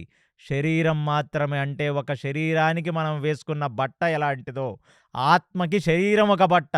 అలాంటిది ఇవాళ మాసిపోయిన బట్టని రేపు నువ్వు ఎలా వదిలేస్తావో అలాగా ఆత్మ కూడా శరీరం పడిపోయినప్పుడు ఆ శరీరాన్ని వదిలేసి తన యొక్క గుణకర్మల్ని బట్టి సూక్ష్మ శరీరం ద్వారా కొత్త శరీరాన్ని తీసుకుంటుంది. ఇది తెలియని వాడివా నువ్వు? నీకు ఏం సంస్కారాలు నేర్పారయ్యా నీ గురువులు? ఇవన్నీ తెలియకుండా యుద్ధంలోకి వచ్చి అడుగుతున్నావు అనగానే అర్జునుడికి తను గుర్తు చేస్తున్నాడు. అర్జునుడికి తెలియనిది కాదు ఈ వేద. ఆ మూమెంటరీ ఒక ఎమోషన్స్కి లోనయ్యి తన యొక్క ఈక్వానిమిటీని, సమతాభావాన్ని కోల్పోయి అతను ఆ ఎమోషన్స్ అనేవి అతని లోపల నుంచి కదిపివేశాయి. కానీ అలా కదిపివేసిన మనిషే మంచి వ్యక్తి. కాబట్టి అలాంటి వ్యక్తికి చెప్పేదే ఈ భగవద్గీత. ఒక్కసారిగా అవును అనగానే అసలు ఎవరు చెప్పేది, ఎవరు చనిపోయేది? వీళ్ళందరూ ఆల్రెడీ చనిపోయిన వాళ్లే. నువ్వు కేవలం ఒక ఇన్స్ట్రుమెంట్వి మాత్రమే అనగానే నాకు అర్థం కాలేదు కృష్ణ, నాకు ఇంకా తెలియజేయవలసినది అనగానే అర్జునుడికి ఇంకా జ్ఞానము చూపించిన అర్జునుడికి ఆ జ్ఞానం పైకి మాత్రమే అర్థమవుతుంది. అంటే అర్జునుడు బుద్ధికి అర్థమవుతుంది, అర్జునుడు మనసుకు అర్థం అవ్వట్లేదు. కాబట్టి కృష్ణుడికి బుద్ధి మనసు ఒకటే. కాబట్టి నీకిప్పుడు నేను జ్ఞానచక్షువులు ఇచ్చి అసలు నా విరాట రూపాన్ని చూపిస్తాను అని అక్కడ విస్తరించిన కృష్ణుడు ఒక అద్భుతమైన విశ్వరూప సందర్శనాన్ని అక్కడ చూపించాడు. అది చూసిన సంజయుడు ఒక్కసారిగా దివ్య దృష్టితో చూస్తున్న సంజయుడు కూడా అది చూడలేని తనంగా ఒక పెద్ద ఫోకస్ లైట్ కళ్ళ మీద పడితే ఎలాగైతే కళ్ళు మూసుకుంటాడో అలా మూసుకొని ఒక్కసారి చూస్తే ఆ భూమండలం మీద మొత్తం సమస్త దేవగణాలు వచ్చేశారు. వాళ్ళ ఏరియల్ ఫ్లైట్స్లో వాళ్ళ వాహనాల్లో పైనుంచి ఇంద్రుడు, చంద్రుడు, బృహస్పతి, వరుణుడు, సమస్త దిక్పాలకులు, అష్టవసువులు అందరూ కూడా అక్కడి నుంచి బ్రహ్మరుద్రాదులతో సహా యావత్ మొత్తం స్పేస్ అంతా నిండిపోయి అక్కడ ఒక్క చోట కూడా స్పేస్ లేకుండా సంజయుడికి వ్యాసుడిచ్చిన వరం ఏంటంటే ఎటువంటి దేవత ఈ యుద్ధాన్ని చూడటానికి వచ్చినా వాళ్ళు కూడా నీకు కనబడతారని ఇచ్చాడు. ఎలా అయితే ప్రతిస్మృతి ఇచ్చాడో అక్కడ వనపర్వంలో, అలాగిప్పుడు ఆ పైన చూసిన సంజయుడికి సమస్త దేవతా సాక్షాత్కారం అయింది. ఇటు చూస్తే ఒక విపరీతమైన విశ్వరూపంగా ఆది అంతం లేకుండా విస్తరించిన ఒక విశ్వరూపం. ఆ రథం మీద నుంచి కూర్చున్న కృష్ణుడు ఇలా విస్తరించిపోతే బ్రహ్మాండం 4 దిక్కులు నిండిపోయిన విశ్వరూపాన్ని చూసి అర్జునుడు ఒక్కసారిగా అతనికి అర్థం కాని ఒక తన్మయత్వానందభరితమైన స్థితిలో చూస్తూ అలా ఉండిపోతే, ఎన్నో ముఖాలు కలిగి, సూర్యచంద్రులు కళ్ళుగా కలిగి, ఎన్నో ఆయుధాలు కలిగి, ఎన్నో రకాల విపరీతమైన కవచాలు కలిగి, నాభి కలిగి, విపరీతమైన తొడలు కలిగి, వాళ్ళ యొక్క ముఖాలలో ఆ అగ్నిలో జ్వలింపబడుతున్న కౌరవసేన, ఆ అగ్నిలో తన యొక్క ముఖంలోకి వెళ్ళిపోతున్న ఈ కురువృద్ధులు మొత్తం ఆయనకి కనబడ్డారు. ఒక్కసారిగా ఈ విభూతి రూపాన్ని చూసిన అర్జునుడు దద్దరిల్లి ఆయన చూడలేక, అందుకంటే కృష్ణుడు చెప్తున్నాడు, చంపేవాడు ఎవరు, చనిపోయేవాడెవరు, నేను అన్ని స్థితిలయకారకుణ్ణి, నేను చేస్తున్నానంతా, నువ్వు కేవలం నిమిత్తమాత్రుడివి మాత్రమే అని చెప్తున్న ఒక తత్వం మొత్తం ఆ విభూతి యోగంలో చూసి, కృష్ణ నా వల్ల కావట్లేదు నీ భీకర రూపాన్ని చూడటం, నాకు మొట్టమొదటిసారి నిన్ను చూస్తే నాకు భయం వేస్తుంది, కాబట్టి నన్ను క్షమించి దయచేసి ఈ విశ్వరూపాన్ని ఉపసంహరించుకున్న ఆ 2 చేతుల కృష్ణుడు, ఎవరైతే నేను నా బావ అనుకున్నాను అలాంటి ఒక కృష్ణుడు అయిపోవలసినది, ఇది చూసి తట్టుకునే అంత గట్టిగుండె కాదు నాది, దయచేసి నువ్వు ఈ రూపాన్ని ఉపసంహరించుకోవలసినది అని ఇక్కడ ప్రార్థించి, ఈ విశ్వరూప దర్శనంని చూసింది అర్జునుడు, సంజయుడు ఒక్కరేనా? ఇంకా మిగతా వాళ్ళు అర్జునుడు, సంజయుడు, పైన ఉన్న హనుమ, తర్వాత ఆ ధృతరాష్ట్రుడికి చెప్తే వర్ణన, అది కాకుండా సమస్త దేవతాగణం దీన్ని చూసింది. ఎవరి యోగ్యతను బట్టి వాళ్ళు చూశారు. ఆ మాటికి వస్తే ఆ యోగ్యతానుసారంగా వసువైన భీష్ముడు, దాని తర్వాత బృహస్పతైన ద్రోణాచార్యుడు కూడా ఎవరి తారతమ్యాన్ని బట్టి, ఎవరి అర్హతని బట్టి, ఎవరి పాత్రతను బట్టి వాళ్ళు ఈ విశ్వరూపాన్ని చూడగానే ఒక్క నిమిషంలో మ్యాజిక్ లాగా అదంతా శ్రీకృష్ణుడిలో అంతర్లీనమైపోయి 2 చేతులతో కూర్చున్న కృష్ణుడు చిరుమందహాసంతో అర్జునుడిని చూస్తే అసలు అతను మైండ్ బ్లాక్ అయిపోయి, నేనిప్పుడు చూసిందేమిటి, నా ముందున్న మనిషి ఏమిటని కృష్ణుడి యొక్క పాదాల మీద పడి, కృష్ణ ఎన్నోసార్లు నిన్ను రథం తోలమన్నాను, ఎన్నోసార్లు నిన్ను బావా అని పిలిచాను, ఎన్నోసార్లు నిన్ను సఖా అని పిలిచాను, ఎన్నోసార్లు నీ పేరు పట్టుకొని కృష్ణ అని సంబోధించాను, నువ్వేమిటయ్యా ఇంత పవర్ఫుల్ మనిషివి, నీ విభూతి యోగాన్ని చూసి నేను మళ్ళీ నీ పట్ల ఇటువంటి ఒక ప్రేమని, వాత్సల్యాన్ని, నేను అనురాగాన్ని, ఆ మిత్రత్వాన్ని చూపించలేను. నేను నీ యొక్క ఐశ్వర్యతత్వమును చూసి నాకు ఒక రకమైన భయం కలిగింది లోపల. నాకు నిన్ను చూడగానే ఒక స్తోత్రం వస్తుంది, నిన్ను చూడగానే నాకు నీ పాదాలు పట్టుకోవాలనిపిస్తుంది, కానీ నాకు నిన్ను చూడగానే ఆ ప్రేమపూరితమైన స్వరూపం నాకు గుర్తు రావట్లేదు. అంటే నీ మనసు కూడా గట్టిగా నిలబడటానికి, నీ అజ్ఞానాన్ని తొలగించడానికి చూపించిన ఈ విశ్వరూపం. ఇదే కాదు, ఎవరెవరి మనస్సులో అజ్ఞానం ఉన్నా ఈ విశ్వరూప సందర్శనాన్ని చూసి వాళ్ళ మనసుల్లో ఆ అజ్ఞానం తొలగుతుంది. అందుకునే శ్రీకృష్ణ జననం కేవలం అర్ధరాత్రి 12 గంటలకు వచ్చింది. అర్ధరాత్రి అనేది అజ్ఞానానికి ప్రతిరూపం. ఆ అజ్ఞానం తాండవిస్తుండగా వర్షపు రాత్రి నాడు సమస్త భూమి మీద అజ్ఞానం ప్రళయతాండవం చేస్తుంటే, ఆ అష్టమి రాత్రి నాడు, వర్షపు రాత్రి నాడు ఆ శ్రీకృష్ణ ఆవిర్భవం అనేది ఈ సమస్త భూమండలాన్ని ఒక జ్ఞానవంతంగా తీర్చిదిద్దడానికి, మనలోని ఓమజ్ఞానతిమిరాంధస్య జ్ఞానాంజన శలాకయ చక్షురున్మిళితమేన తస్మై శ్రీ గురవే నమః అనే ఒక సూత్రంతో ఆ శ్రీకృష్ణ పరమాత్మే ఒక గురువై, కృష్ణం వందే జగద్గురుంలాగా ఈ గీతోపనిషత్తుని, అంటే ఒక శిష్యుడికి జ్ఞానాన్ని చూపిస్తున్న ఒక గురువుగా నిలబడ్డాడిప్పుడు శ్రీకృష్ణ పరమాత్మ, జగద్గురువు, ఆది గురువు. అలాంటిది చూడగానే అసలు అర్జునుడికి ఏమీ అర్థం కాక ఇప్పుడు వరకు చూసిన కృష్ణుడు ఒక లెక్క, ఈ కృష్ణుడే సుభద్రని లేపుకొని వెళితే పెళ్లి చేసిన వ్యక్తి, ఈ కృష్ణుడే రథసారథి చేస్తే అక్కడ సమస్తమైన ఆ కాండవ వన ప్రస్థానంలో ఆయన దేవతలతో యుద్ధం చేసిన కృష్ణుడు కేవలం ఒక సకుడు, కృష్ణుడు కేవలం ఒక వెల్విషర్, కృష్ణుడు కేవలం ఈ శారీరక బంధుత్వం కలిగిన వాడు, నాకు దేహ బంధుత్వం ఉందనుకున్నాడు అప్పుడు వరకు అర్జునుడు. ఎప్పుడైతే అర్జునుడిగా విభూతి యోగం చూసిందో ఒక్కసారిగా లోపల నుంచి ఆ జ్ఞానం ఒక ఒక ఒక నీరు ఊరినట్టుగా కొత్తగా వస్తున్న ఒక బండలను చీల్చుకొని ఊరినట్టుగా ఆ జ్ఞానం అనేది అతను జ్ఞాన శరీరంగా మారిపోతున్నాడు. అది చూసిన దేవతలందరూ నిర్ఘాంతపోయి వారి వారి యోగ్యతను బట్టి శ్రీకృష్ణ పరమాత్మకి నమస్కారం చేశారు. ఇప్పటికీ చూస్తూ ఒక ఆశ్చర్యార్థకంలో ఉన్న అర్జునుడికి ఇంకా పరిపరి విధాలుగా ఐశ్వర్య యోగాన్ని చెప్పాడు. పురుషోత్తమ యోగం 15వ అధ్యాయంలో సమస్త సృష్టి ధర్మాలను చెప్పాడు ఆయన. అన్నీ చెప్పిన తర్వాత, అర్జున ఏమిటి అలా నిర్ఘాంతపోయి చూస్తున్నావంటే, నేను ఇంకా ఒక షాక్లో ఉన్నాను స్వామి. నా ముందు నడుపుతున్నది నువ్వు రథసారథ.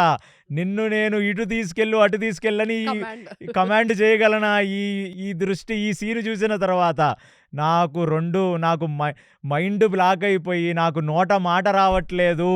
నాకు ఏం చేయాలో నాకు ఇంకా అర్థం కావట్లేదంటే, అటువంటి అంటే ఒక నరుడు రూపంలో సమస్త ఈ జనాలకి మనలో ఉన్న అజ్ఞానాన్ని, మనలో ఉన్న తమస్సుని కృష్ణుడు ముందు వ్యక్తపరుస్తున్నాడు అర్జునుడు.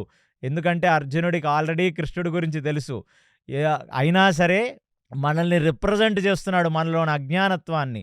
అలా చూసి నాకేమీ బోధపడట్లేదు కృష్ణ, ఒక షాక్లో ఉన్నానంటే, నువ్వు చేయవలసినది ఏమీ లేదు.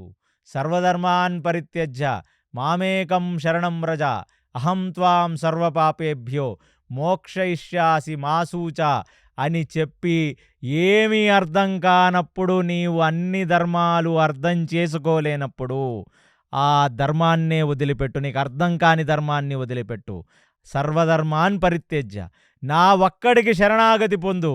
ఎందుకంటే అంత విభూతి యోగం చూసిన నీకిప్పుడు నేనెవరో అర్థమైంది. కాబట్టి పూర్తి శరణాగతి నాకు పొందు. అహం త్వాం సర్వపాపేభ్యో, నీకు ఎటువంటి పాపం అంటకుండా చూసుకునే బాధ్యత నాది అని శ్రీకృష్ణుడు ఎప్పుడైతే చెప్పాడో, ఇంకా అర్జునుడు ఇంకా ఆలోచించడం అనేది మానేశాడు. దీన్నే శ్రీ వైష్ణవులు చరమశ్లోకంగా చెప్పి, అసలు మొత్తం భగవద్గీతకి ఆ మాటికి వస్తే భక్తికి ప్రపత్తికి ఉన్న ఆఖరి శ్లోకం. అందుకే దీనికి శ్రీ వైష్ణవ సాహిత్యంలో చరమశ్లోకం అని ఒక అర్థం.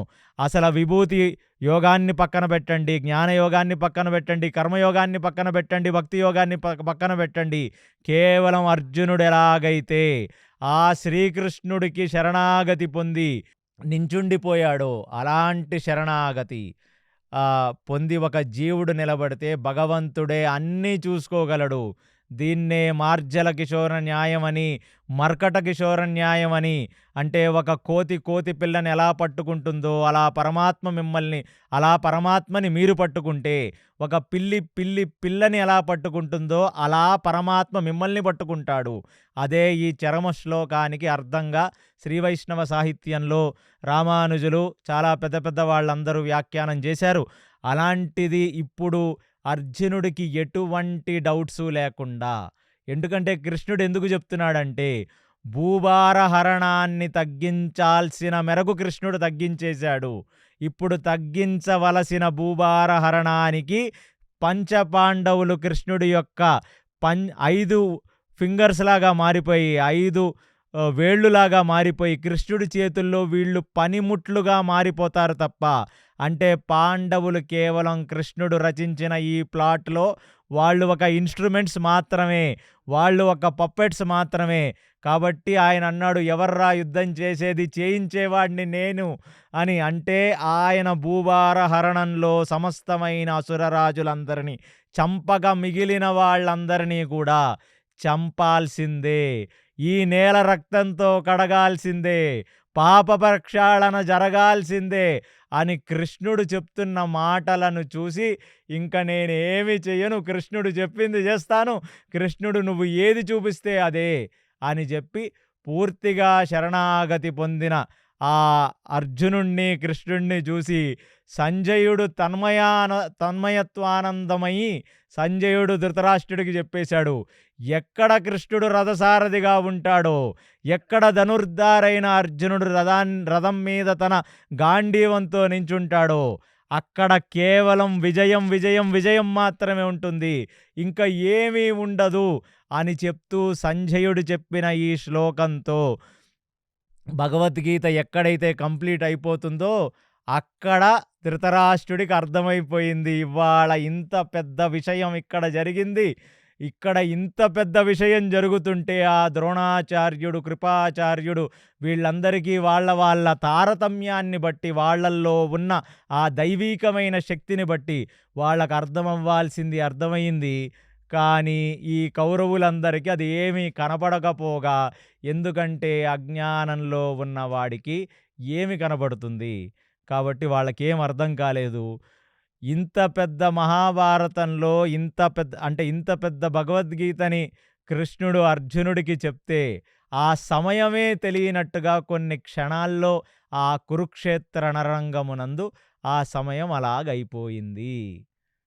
ఇప్పుడు సమస్తమైన భగవద్గీతని విని అర్జునుడు తన యొక్క పుంసత్వాన్ని, ఆ క్లిబత్వాన్ని పోగొట్టుకున్నవాడై, ఎప్పుడైతే ఒక చీకటి తొలగి ఆ సూర్యోదయం జరిగితే భూమి నిండా ఒక జ్ఞాన ప్రకాశంగా ఉండేటట్టుగా ఆ జ్ఞానం అనే ఒక తేజస్సు ఎలా అయితే వర్ధిల్లుతుందో, అలా ఈ భగవద్గీత యొక్క యోగ జ్ఞానాన్ని తెలుసుకున్న అర్జునుడి ముఖం కూడా ఆ తేజస్సుతో వెలిగిందని వ్యాస భగవానులు వారు చెప్తున్నారు. ఇప్పుడు ఆ యుద్ధానికి అతను కృష్ణుడికి శరణాగతి పొంది ప్రపత్తి శరణాగతి భావనతో యుద్ధం చేస్తున్నాడు తప్ప, అతను తన స్వార్థానికి ఈ యుద్ధంలో గెలవటానికి ఇప్పుడు యుద్ధం చెయ్యట్లేదు. కర్మ చేయి, ఫలితాన్ని కృష్ణుడికి వదిలేయి అనే ఒక కర్మయోగపు సూత్రాన్ని అర్జునుడు పాటించటానికి సిద్ధమవుతున్నాడు. ఇదంతా జరుగుతుంటే కర్ణుడి యొక్క బంధువులు వీళ్ళందరూ అసలు యుద్ధం ఎలా జరుగుతుంది, కురుక్షేత్ర రణరంగం ఎలా ఉంది అని చూడటానికి అటువైపు కర్ణుడు వచ్చినట్టుగా, ఎలాగో కర్ణుడు ఔట్ ఆఫ్ యాక్షన్ కొన్ని రోజులు పాపం అలా ఎలాగో యుద్ధం చేయలేడు. ఎందుకంటే పనికిమాలిన ప్రగల్భం పలికాడు భీష్ముడి మీద.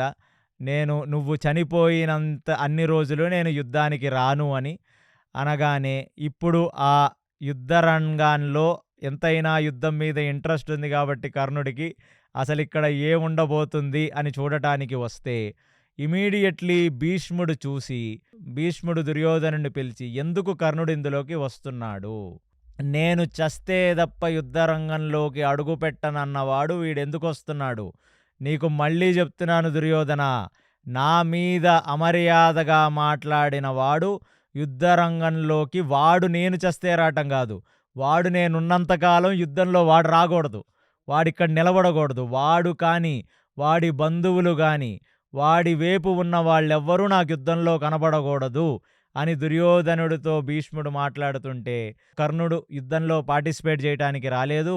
కేవలం యుద్ధంలో ఏమున్నాయి, ఎవరు ఏ వ్యూహం రచిస్తున్నారో చూడటానికి మాత్రమే వచ్చాడు. నేను నీకు మాటిస్తున్నాను తాత, నువ్వు ఉన్నంతకాలం కర్ణుడు యుద్ధంలోకి రాడు, యుద్ధంలో పాల్గొనడు. ఓన్లీ స్పెక్టేటర్ మాత్రమే. ఓన్లీ దూరం నుంచి కనీసం సంజయుడన్నా పూర్తిగా చూడగలడు, కానీ వీడికి కనబడినంత వరకు ఏదో దూరంగా నించొని ఒక కామెంటేటర్ని పెట్టుకొని వింటాడు తప్ప చేయగలిగిందేమీ లేదు. నువ్వుండగా మాకు ఎవరవసరం లేదంటున్నాడు దుర్యోధనుడు ఇప్పుడు భీష్ముడిని చూసి.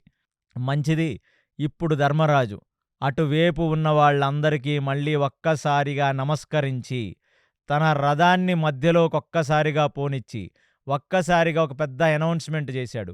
ఇప్పటికీ అటువైపు ధర్మముందని ఎవరన్నా అనుకుంటే మీరటే ఉండవచ్చు, కానీ మా వైపు మాత్రమే ధర్మముందని ఎవరైనా ఈ క్షణంలో కూడా అనుకుంటే మీకు ఇంకా కొన్ని క్షణాల టైం ఉంది, మా దగ్గరికి వచ్చి వేయవలసినది అని పెద్ద శంఖనాదం చేసుకుంటూ ఆ మధ్యలో ఒక్కసారి అట్నుంచి ఇటు పరిగెత్తుతూ ఈ మాట మాట్లాడగానే, ఈ టైంలో ఎవరొస్తారా, మీ వైపు ఏం ధర్మం ఉందిరా అని కౌరవుల సేన నవ్వుతుండగా, ఆ కౌరవుల సేన నుంచి ఒక అద్భుతమైన వ్యక్తి బయటికి వచ్చాడు. అతను ఎవరు అంటే, ధృతరాష్ట్రుడికి ఒక వైశ్య స్త్రీకి పుట్టిన ఒక సంతానం. అంటే ఈ 100 మంది కౌరవులందరికీ తెలుసు, 100 మంది కౌరవులకు ఒక చెల్లైన దుశ్శలందరికీ తెలుసు. వీళ్ళు కాకుండా ఒక గొప్ప యోధుడు, అతని పేరు యుయుత్సు. అతను చాలా తక్కువ మందికి తెలిసినవాడు. ఆయన లేచి అక్కడ ఒక్కసారిగా దుర్యోధనుడిని పైనుంచి కింద వరకు చూసి, తన రథంతో ధర్మరాజు ముందుకెళ్ళి, "నేనొస్తాను ధర్మరాజా! నువ్వు ఎప్పుడైతే ఈ ఈ కురువృద్ధులకు నమస్కరించావో, నువ్వు నీ యొక్క వినయ విధేయతలు నాకర్థమైనియో, నేను వీళ్ళ వైపు యుద్ధం చేసి, ఆ పాపాన్ని నేను మూటగట్టుకోను" అని యుయుత్సు అక్కడి నుంచొచ్చేస్తాడు. ఈ మొత్తం కురుక్షేత్రం అయిపోయిన తర్వాత ధృతరాష్ట్రుడికి మిగలబోయే ఒక్కటే ఒక కొడుకు ఆ యుయుత్సువు. కాబట్టి ఇది చూసి ఫైనల్‌గా ఆ కర్ణుడు గూడా వచ్చి చూస్తున్నాడు గదా! ధర్మరాజు అడుగుతాడు, "ఏం కర్ణ, ఎలాగో యుద్ధంలో నువ్వు పార్టిసిపేట్ చేయట్లేదు. యుయుత్సు వస్తున్నాడు, నువ్వొస్తావా" అని. "నేను రాలేను నాయనా" అని చెప్పి కర్ణుడు ఎళ్ళిపోతాడు. అంటే ఇక్కడికి ఏమిటంటే, సొంత తమ్ముడైన యుయుత్సువు ఆఖరి మూమెంట్‌లో రియలైజేషన్, దాన్నే జ్ఞానం అంటారు. దాన్నే రియలైజేషన్ అంటారు. ఎప్పుడైతే రియలైజ్ అయ్యాడో, తను ఆ మూమెంట్‌లో కౌరవులను వదిలేసి, ఎలాగైతే విభీషణుడు రావణాసురుడిని వదిలేసొచ్చి రాముడికి శరణాగతి పొందాడో, అలాంటి వాడే ఈ యుయుత్సు గూడా. ఈ యుయుత్సువు గూడా అలాగే ఆ కౌరవులను వదిలేసి పాండవుల పక్షంలో జాయిన్ అయ్యాడు. అవ్వగానే సంజయుడు చూసి ధృతరాష్ట్రుడికి చెప్పాడు, "నీ ఒక కొడుకైన యుయుత్సుడు మాత్రమే పాండవుల వైపుకు వస్తున్నాడు" అని. కాబట్టి మనమందరం అర్థం చేసుకోవాల్సిందేంటంటే, ఫైనల్లీ అందరూ చచ్చిపోతే ధృతరాష్ట్రుడికి, గాంధారికి, తన తల్లికి ఆ కౌరవుల వైపు పిండ ప్రదానాలు చెయ్యటానికి మిగిలిన వ్యక్తి, మిగిలిన వాడు యుయుత్సువు సో, మాత్రమే. ఎంతో కొంత పుణ్యం ధృతరాష్ట్రుడు చేసుకున్నాడు. అట్‌లీస్ట్ వీడన్నా మిగులుతాడు గదా! ఎంతో కొంత పుణ్యం ధృతరాష్ట్రుడు చేసుకున్నాడు కాబట్టి తన అంతిమ కార్యం చేయడానికి ఒక కొడుకన్నా మిగులుతాడు. అంటే ఇదంతా జరుగుతున్నప్పుడు వాళ్ళకి తెలీదు కదా! ఎవరు మిగులుతారు, ఎవరు మిగలరు. చూసి మనసులో అనుకుని ఉంటాడు, "ఛీ! చెడబుట్టావురా నువ్వు. మా వైపు యుద్ధం చేయాల్సింది పాండవుల వైపు వెళ్తున్నావు" అని అనుకుని ఉంటాడు ఆ టైంలో. కాబట్టి ఇప్పుడు సంజయుడు ఎక్స్‌ప్లెయిన్ చేస్తున్నాడు. అసలు ఎలాంటి వ్యూహం ఉంది అంటే, సర్వతోముఖ వ్యూహం అనే ఒక వ్యూహాన్ని భీష్మాచార్యుల వారు రచించారు. ఈ వ్యూహం ఏమిటంటే, పైన ఒక తల ఉంటుంది. ఒక మనిషి ఆకారాన్ని పోలి 2 చేతులు, ఒక ఒక ఒక ఒక నాభి శరీరం, 2 కాళ్ళు ఉన్నట్టుగా రకరకాలుగా, అంటే ఒక స్ట్రెయిట్ లైన్ ఉండి, దాని ముందు ఒక ముఖం ఉండి, ఇటువైపు, ఇటువైపు, ఇటువైపు రకరకాల ముఖాలతో ఉంటుంది. దాన్నే సర్వతోముఖ వ్యూహం అన్నారు. దాన్నే ఆంధ్ర మహాభారతంలో నరవ్యూహం అన్నారు. అంటే ఒక మనిషిలాగా కనబడుతున్న ఒక వ్యూహం. దాని ముఖం దగ్గర, అంటే దాని స్టార్టింగ్ పాయింట్‌లో భీష్ముడు, ద్రోణాచార్యుడు నిలబడ్డారు. ఇది ఒక కాంప్లికేటెడ్ వ్యూహం. భీష్ముడు తన ప్రతిభ మొత్తం చూపిస్తున్నాడు పాండవుల మీదకి. ఎందుకంటే భీష్ముడు ఎంత పెద్ద ఆటగాడో తెలియాలి గదా వీళ్ళకి. ఎంత పెద్ద వీరుడో తెలియాలి గదా వీళ్ళకి. కాబట్టి ఆ వ్యూహాన్ని పన్నాడని సంజయుడు ధృతరాష్ట్రుడికి చెప్తున్నాడు. ఇటువైపు పాండవులలో దృష్టద్యుమ్నుడు ఆ వ్యూహాన్ని చూసి, అతను వజ్రవ్యూహాన్ని, అంటే ఇంద్రుడి చేతిలో ఉన్న వజ్రం ఎలా అయితే ఒక కొచ్చగా రకరకాల కొచ్చటి సైడ్స్‌తో ఒక పెద్దగా ఉంటుందో, దాని మీద ఒక హెడ్‌లా ఉంటుందో, అలాగా ఒక పెద్ద వ్యూహాన్ని పాండవులు పొందారు. ఇప్పుడు పాండవులు, కౌరవులు వ్యూహాలు పూని అక్కడ నిలబడ్డప్పుడు ఫస్ట్ శంఖం పాంచజన్యాన్ని పూరించాడు శ్రీకృష్ణ పరమాత్మ. పాంచజన్యాన్ని పూరిస్తూ పూరిస్తూ అక్కడ కురువృద్ధులైన ద్రోణాచార్యుడు, భీష్ముడు, కృపాచార్యులు వారి వారి శంఖాన్ని పూరించారు. తర్వాత భీముడు తన పౌండ్రాన్ని పూరించాడు. తర్వాత వచ్చిన అర్జునుడు తన యొక్క దేవదత్తాన్ని పూరించటం మొదలుపెట్టాడు. మొత్తం కురుక్షేత్ర రణరంగం మొత్తం ఈ యొక్క శంఖముల యొక్క ధ్వనితో నిండిపోయింది. శంఖాన్ని పూరించాలంటే నాభి నుంచి పూరించాలి. కరెక్ట్‌గా యోగ సాధనం, ప్రాణాయామమునందు నిష్ణాతులు మాత్రమే ఆ శంఖాన్ని పూరించగలరు తప్ప భోగులు శంఖాన్ని పూరించలేరు. అంతసేపు శాసని గుక్క పెట్టి పూరించలేరు వాళ్ళు. కాబట్టి ఎవరి పాత్రతను బట్టి వాళ్ళు శంఖాల్ని పూరించగా, దేవదత్తం మాత్రం ఇంకా వినబడుతూనే ఉంది. ఆ దేవదత్తం, అన్ని శంఖాలాగిపోయినా దేవదత్తం ఇంకా ఆగలేదు. ఆ దేవదత్తం యొక్క ధ్వని రీసౌండ్ అయ్యి కౌరవుల వైపు ఉన్న ఏనుగులు, గుర్రాలు మూత్ర విసర్జనం చేసేసినట్టుగా మనకి మహాభారతం చెప్తుంది మొదటి రోజు. ఇంకా ఒక్కసారిగా అందరి యొక్క శంఖనాదం పూర్తయిన వెమ్మటనే అక్కడ ఇంక భీకర యుద్ధం. ఈ క్షణం నుంచి ఇంక ఎవరిని క్షమించేది లేదు. ఇక్కడ కేవలం వీరస్వర్గం పొందటమే. ఇంక ఈ యుద్ధ రంగం నుంచి బయటికి పారిపోటాలు లేవు. వీర యుద్ధమా, వీరస్వర్గమా అంతే. కాబట్టి ఇంకా ఆ విపరీతమైన శౌర్యము, క్రోధము ఒక్కొక్కళ్ళ మొఖాలలోంచి అది కనబడుతూ, అటువైపు కౌరవుల వైపు రకరకాల అంటే వాళ్ళు ఆ యుద్ధానికి వెళుతున్నప్పుడు వాళ్ళకి ఒక ప్రేరణ కోసం ఎవరికి నచ్చిన ఇష్టదైవాన్ని వాళ్ళు తలుచుకుంటారు.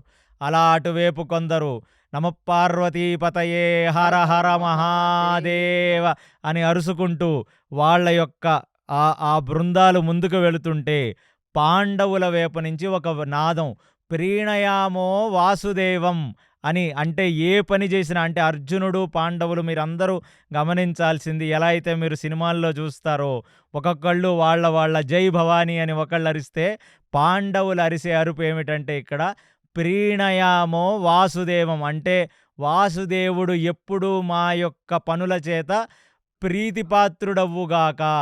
అంటే నిత్యము ధర్మము వేపే ఉంటాడు ధర్మస్య ప్రభురచ్యుతుడు. అలాగ పాండవులందరూ వాళ్ళ అరుపులతో ప్రీణయామో వాసుదేవం, అంటే వాసుదేవుడే నడిపిస్తున్నాడు. మా యొక్క యాక్షన్స్ ఎప్పుడూ కూడా వాసుదేవుడికి ఒక ప్రీతిపూర్వకంగా ఉండుగాక అనగానే ఒక్కసారిగా యుద్ధం మొదలయ్యింది. ఇరు సైన్యాల వాళ్ళు ముందుకు దూసుకు వస్తున్నారు. అటువైపు ఉన్న కౌరవ సైనికులందరూ భీముడెక్కడున్నాడో చూసి అసల గాలిలోంచి భయంకరమైన ఒక బాణాల వర్షం భీముడి వైపు పడింది. అసల గాలిలో చూడగానే భీముడు ఒక్కసారిగా చినుకులు పడ్డట్టుగా మొత్తం బాణ పరంపర భీముడి మీద కలిపితే, 2 చేతులతో భీముడు తన యొక్క ఆర్మర్ని అడ్డుపెట్టుకొని వెనక నించున్నాడు. దాని తర్వాత ఒక 5 నిమిషాల పాటు పటపట పడుతూనే ఉంది. ఆ పడుతున్నప్పుడు కొందరు తాళలేని వాళ్ళు, భీముడు చుట్టుపక్కల ఉన్న వాళ్ళు కింద పడిపోయారు. అది తీసి చూశాడు. చూడగానే దుర్యోధనుడు ముందు ఉన్న ఒక పెద్ద సేన, ఆ యొక్క ఏనుగు మీద దుర్యోధనుడు వస్తూ భయంకరమైన బాణాలు వేస్తూ, అతన్ని మోహరించి ఉన్న వాళ్ళందరూ కూడా బాణాలు వేస్తున్నారు భీముడి వైపుకి. అసలు భీముడు ఎటువంటి రియాక్షన్ లేకుండా కేవలం అడ్డు పెట్టుకుంటున్నాడు తప్ప తిరిగి ఒక డిఫెన్స్ కూడా భీముడు వేయట్లేదు. ఇది చూసిన అభిమన్యుడు, ఈ ద్రౌపది యొక్క కుమారులందరూ కలిసి, అమ్మో భీముడు వైపుకి పెద్ద గజంతో ఈ యువరాజు యొక్క, అంటే దుర్యోధనుడు యొక్క సేన మొత్తం వస్తుంది. ఆ దుర్యోధనుడు గజం మీద ఉంటే అటువైపు ఇటువైపు ఉన్న రకరకాల ఈ షటకాల మీద కూర్చున్న వాళ్ళు, గుర్రాల మీద కూర్చున్న వాళ్ళు బాణ పరంపరగా వేసేస్తున్నారు. ఇప్పుడు భీముణ్ణి రక్షించుకుందాం అని అక్కడికి వచ్చారు. తెలియక ఈ అభిమన్యుడు, ఈ ఉప పాండవులందరూ ఎమ్మటినే చూసి భీముడు, మీరెందుకురా వచ్చారు, నేను హ్యాండిల్ చేయగలను రా, మీరు అనవసరంగా దీంట్లోకి వచ్చారు అని ఒక్కసారిగా ఇంకా ఈ పిల్లలు కూడా వచ్చేసారు కాబట్టి ఇప్పుడు నేను తిరిగి వెయ్యాలని, అప్పుడు భీముడు తన వైపు నుంచి తను బాణాలు వేస్తున్నాడు. భీముడు స్ట్రాటజీలన్నీ చాలా డిఫరెంట్గా ఉంటాయి. ఆయన ఇనీషియల్లీ ఎప్పుడు యుద్ధంలో వెళ్ళి బాణాలు అవి వేయడు. ఆయన ఓన్లీ డిఫెన్స్లో ఫస్ట్ చేస్తాడనమాట. అఫెన్స్ చేయడానికి వెయిట్ చేస్తుంటారు వీళ్ళు. అనగానే ఇప్పుడు వాళ్ళు టైర్డ్ అయిపోయినాక ఇంకా వేసుకుందామనా, వాళ్ళు మొత్తం వేసి వాళ్ళ ప్రతాపం చూపించిన తర్వాత అప్పుడు ఈయన ప్రతాపం చూపిస్తాడు. అప్పుడు అటువైపు వచ్చిన అభిమన్యుణ్ణి, ఉప పాండవుల్ని కాపాడాలి కాబట్టి వాళ్ళని తన వెనక్కి తీసుకొని వెళ్ళి అటు చేస్తున్నాడు. ఇప్పుడు భీముడికి దుర్యోధనుడికి ఒక భీకర యుద్ధం ఇక్కడ జరుగుతూ ఉండగా అక్కడ ద్వంద్వ యుద్ధాలు మొదలయ్యాయి. ఈ ద్వంద్వ యుద్ధాలు ఎవరి మధ్య అంటే సాత్యకికి కృతవర్మకి, అభిమన్యుడికి బృహద్బలకి, దుశ్శాసనుడికి నకులుడికి, దుర్ముఖకి సహదేవుడికి, ధర్మరాజుకి ఆ శల్యుడికి తన మామైన శల్యుడికి, ద్రోణాచార్యుడికి దృష్టద్యుమ్నుడికి, బాహ్లీకుడికి దృష్టకేతువుకి, ఆలంబూషుడనే రాక్షసుడు కౌరవుల వైపు నుంచి యుద్ధం చేస్తుంటే ఘటోజ్గజుడు తన యొక్క రాక్షస సేనతో ఆలంబూషుడి మీద యుద్ధం చేస్తున్నాడు. ఇవన్నీ నేను చెప్తుంది ద్వంద్వ యుద్ధాలు. దాని తర్వాత అశ్వత్థామకి, శిఖండికి, భగదత్తుడికి, విరాటరాజుకి, కృపాచార్యులకి, బృహత్క్షత్రకి, జయద్రథుడికి, ద్రుపదరాజుకి, వికర్ణకి, సోమసూతకి, తర్వాత శకునికి, ప్రతివిందకి. ఇలాగా భీముడు, దుర్యోధనుడు మధ్యన భీకర యుద్ధం సాగుతుంటే, ఇప్పుడు నేను చెప్పిన వాళ్ళందరి మధ్యన కూడా భీకరమైన ద్వంద్వ యుద్ధం జరుగుతుంది. ఇలా అందరూ వారి వారి అస్త్ర నైపుణ్యాన్ని బట్టి, వాళ్ళ శస్త్ర నైపుణ్యాన్ని బట్టి వాళ్ళు యుద్ధాలు చేస్తున్నారు. ఇంకా ఎవరు అస్త్రాలను ఎవరూ తీయలేదు. ఓన్లీ శస్త్రాలతో జరుగుతున్న యుద్ధం. ఈ భీకర యుద్ధం ఇక్కడ జరుగుతుండగా అభిమన్యుణ్ణి, ఉపపాండవులను భీముడు తన వెనకాల వైపు ఉంచి, తను మాత్రమే ఇప్పుడు ఆ యుద్ధ రంగంలోకి దూకి తన గదను తీసి దుర్యోధనుడు వైపుకు దూసుకొని వెళుతున్నాడు. అలాగే దుర్యోధనుడు కూడా తన యొక్క ఆ ఏనుగు మీద నుంచి కిందకు దూకి తన గదాదండాన్ని తీసుకొని ఇటువైపుకు వెళుతున్నారు. ఇలా వెళుతున్న వాళ్ళు ఇప్పుడు ద్వంద్వ యుద్ధానికి మొదలవుతున్నారు. ఆ మొదలైన తర్వాత ఫస్ట్ దుర్యోధనుడు భీముడిని కొడితే ఆ గదతో అడ్డు పెట్టుకున్నాడు. దాని తర్వాత భీముడు గదతో కొడితే దుర్యోధనుడు అడ్డు పెట్టుకున్నాడు. వీళ్ళిద్దరూ ఒకళ్ళ మీదకు ఒకళ్ళు దూసుకొని వచ్చి ఒకళ్ళ కళ్ళల్లో ఒకళ్ళు చూసుకుంటే ఎప్పుడో కుమార విద్యా ప్రదర్శనలో చిన్నపిల్లలుగా చేసుకున్న యుద్ధం. ఇప్పుడు అవయవ సృష్టి కూడా పెరిగింది. చాలా పెద్దవాళ్ళయ్యారు వాళ్ళు. ఆ పెద్ద శరీరాలతో వాళ్ళు ఢీకొడితే, 2 మదపుటేనుగులు ఢీకొట్టినప్పుడు ఎలా అయితే శబ్దం వస్తుందో అంత గొప్ప శబ్దం వస్తే ఇటువైపు భీముడి వైపు, అటువైపు దుర్యోధనుడి వైపు ఉన్న సేనలన్నీ కూడా గుమిగూడి వారి యొక్క ద్వంద్వ యుద్ధాలను చూస్తున్నాయని మనకు భారతం చెప్తుంది. ఇదిలా జరుగుతుండగా వీళ్ళిద్దరి ద్వంద్వ యుద్ధం మొదలయ్యింది. ఇప్పుడు అసలు అందరితో ద్వంద్వ యుద్ధాలు చేస్తున్నారు. అర్జునుడు మాత్రం ఇంకా భీష్ముడితో ద్వంద్వ యుద్ధం చెయ్యట్లేదు. ఇప్పుడు భీష్ముడికి అన్నిటికంటే ఒక గొప్ప ఆపర్చునిటీ ఉంది. అందరూ ఈ ద్వంద్వ యుద్ధాల్లో నిమగ్నమైనప్పుడు అటువైపు ఉన్నది వజ్రవ్యూహం, ఇటువైపు ఉన్నది సర్వతోముఖ వ్యూహం. ఆ సర్వతోముఖ వ్యూహము ముందు ఉన్నవాడు ఈ భీష్మాచార్యులు. కాబట్టి ఇప్పుడు కొచ్చటి ఒక ఆకారంతో ఆయన తయారయ్యి, ఆయనని ఎల్లప్పుడూ దుర్యోధనుడు చెప్పాడు, భీష్ముడు అందరినీ సంహరిస్తూ ఉంటే భీష్ముడు చుట్టూ ఎప్పుడు ఒక షీల్డ్ ఉండాలి. ఎందుకంటే శిఖండి రాకుండా కాపాడటానికి. కాబట్టి భీష్ముడు రథం పరిగెడుతూ ఉంటే భీష్ముడు రథం చుట్టూ అన్ని దిక్కుల వైపు మల్టిపుల్ రథాలు పరిగెడతా ఉంటాయి, కొన్ని గుర్రాలు పరిగెడతా ఉంటాయి. ఇప్పుడు ఆ సమూహం కేవలం ఇప్పుడు ఈ వ్యూహంలో ఒక ఉపవ్యూహం. ఈ వ్యూహం ఎలా ఉందయ్యా అంటే ఒక బాణపు యొక్క ముందు ఉండే కొచ్చటి భాగంలాగా ఉండి ఆ వజ్రాయుధం ఇలా ఉంటే ఆ వజ్రాయుధం స్టార్టింగ్ లోపలికి వెళ్ళి దాన్ని భేదించి ఆ సర్కిల్స్ కొట్టి మొత్తం వజ్రాయుధాన్ని మొత్తం భేదించుకుంటూ భీష్ముడి యొక్క రథం దూసుకు వెళ్ళిపోతుంది. ఆ రథం దూసుకు వెళ్ళిపోతున్నప్పుడు ఇటువైపు అటువైపు వస్తున్న వాళ్ళని బాణాలతో కొడుతూ ఉన్నాడు. ఇటు అటు. ఎలా అయితే అర్జునుడు గాంధీవం నుంచి బాణాలు వస్తాయో అలా విపరీతమైన బాణ పరంపర భీష్ముడు వేస్తూ ఉంటే ఆ భీష్ముడు చుట్టూ కవరింగ్లో ఉన్న వాళ్ళు కూడా వాళ్లకు తోచినన్ని బాణాలు వాళ్ళు వేస్తుంటే అదేదో ఒక లోడెడ్ మిజైల్ గన్ దూసుకెళ్ళిపోయి ఈ వజ్రాయుధం లోపలికి వచ్చిన వాళ్ళని వచ్చినట్టు సంహరించుకుంటూ వెళ్ళిపోతుంది, వాళ్ళని క్లీన్ చేసేస్తుంది. అలా రకరకాల సర్కిల్స్ కొడుతున్నాడు, మెలికల్లో తిరుగుతున్నాడు, మళ్ళీ స్ట్రైట్ లైన్లోకి వెళ్ళి దాన్ని చేస్తున్నాడు. మొత్తానికి పాండవుల సేన అంతా చిందరవందరైపోయి మొత్తం వ్యూహం అంతా వెళ్ళడంతో మొత్తం వ్యూహం అంతా నాశనం అయిపోయి ఇప్పుడు ఒక ఆకారాన్ని కోల్పోయి పాండవులు నిలబడ్డారు. ఇప్పుడు ద్వంద్వ యుద్ధం చేస్తున్న వాళ్ళ పక్క నుంచి భీష్ముడి రథం వెళ్ళిపోతుంది.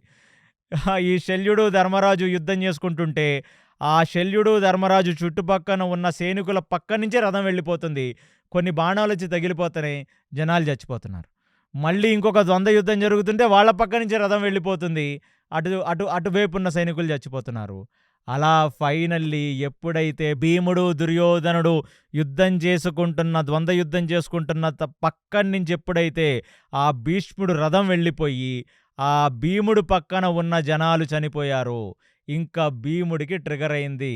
అంటే ఇక్కడ ఎమోషన్స్‌కి గురిగాని వ్యక్తి ఎవరన్నా ఉంటే భీముడు. ఎందుకంటే భీముడు ఫస్ట్ నుంచి నేను చెప్పాను ఒక క్లారిటీతో ఉంటాడు.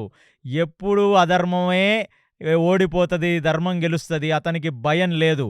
అప్పుడు ఒక్కసారిగా చూసి ఇంకా భీష్ముడిని నిగ్రహించకపోతే పాండవుల సేన చెల్లాచెదురైపోయిందనే సంగతి తెలుసుకొని ఇంకా గద తీసి తిప్పి, తిప్పి, తిప్పి, తిప్పి దుర్యోధనుడిని కొడితే దుర్యోధనుడు ఒక్కసారిగా వెనక్కి ఎగిరి ఆ ఏనుగు యొక్క కాళ్ళ దగ్గర పడిపోయాడు.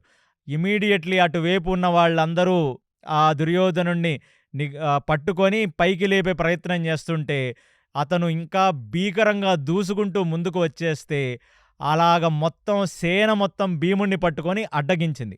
వెనక్కి తిరిగి చూస్తే ఉపపాండవుల వైపుకి, అభిమన్యుడి వైపుకు దూసుకు వెళుతుంది భీష్ముడి రథం. ఇంకిక్కడ ఉంటే ఇప్పుడు ఇక దుర్యోధనుడిని కావాలంటే మనం తర్వాత చూసుకోవచ్చు అని అతని యొక్క రథాన్ని ఎక్కి అతను భీష్ముడి వైపుకు పరిగెత్తుకుంటూ భీముడు వెళ్ళిపోతున్నాడు.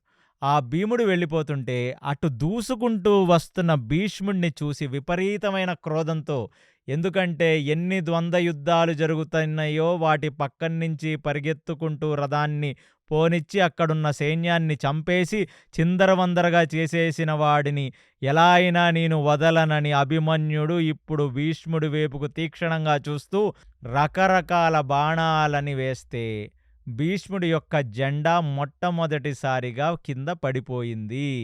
అభిమన్యుడి యొక్క బాణాల యొక్క పరంపరకి భీష్ముడి యొక్క జెండా కింద పడిపోగానే భీష్ముడు కన్నెత్తి చూస్తే అభిమన్యుడు చిన్న పిల్లవాడిగా 2 సంవత్సరాల పిల్లవాడిగా పుట్టినప్పుడు సుభద్రతో అప్పుడు అతను హస్తినాపురంలో చూసినవాడు. ఇమీడియట్లీ భీష్ముడు కళ్ళు ఇలాగ మెరిసి అతని యొక్క మునిమనవడు అనమాట. అలా చూసి ఏరా అభిమన్యుడు ఎక్కడ నేర్చుకున్నావురా ఇంత అంటే అభిమన్యుడు శ్రీకృష్ణుడి దగ్గర ద్వారకలో నేర్చుకున్నాడు. అభిమన్యుడు యుద్ధం చేస్తున్నప్పుడు అక్షరాల 16 సంవత్సరాల బాలుడు. అప్పుడప్పుడే ఇంకా ఆ నవయవ్వనంలోకి ఎంటర్ అయ్యే ఒక పిల్లవాడు.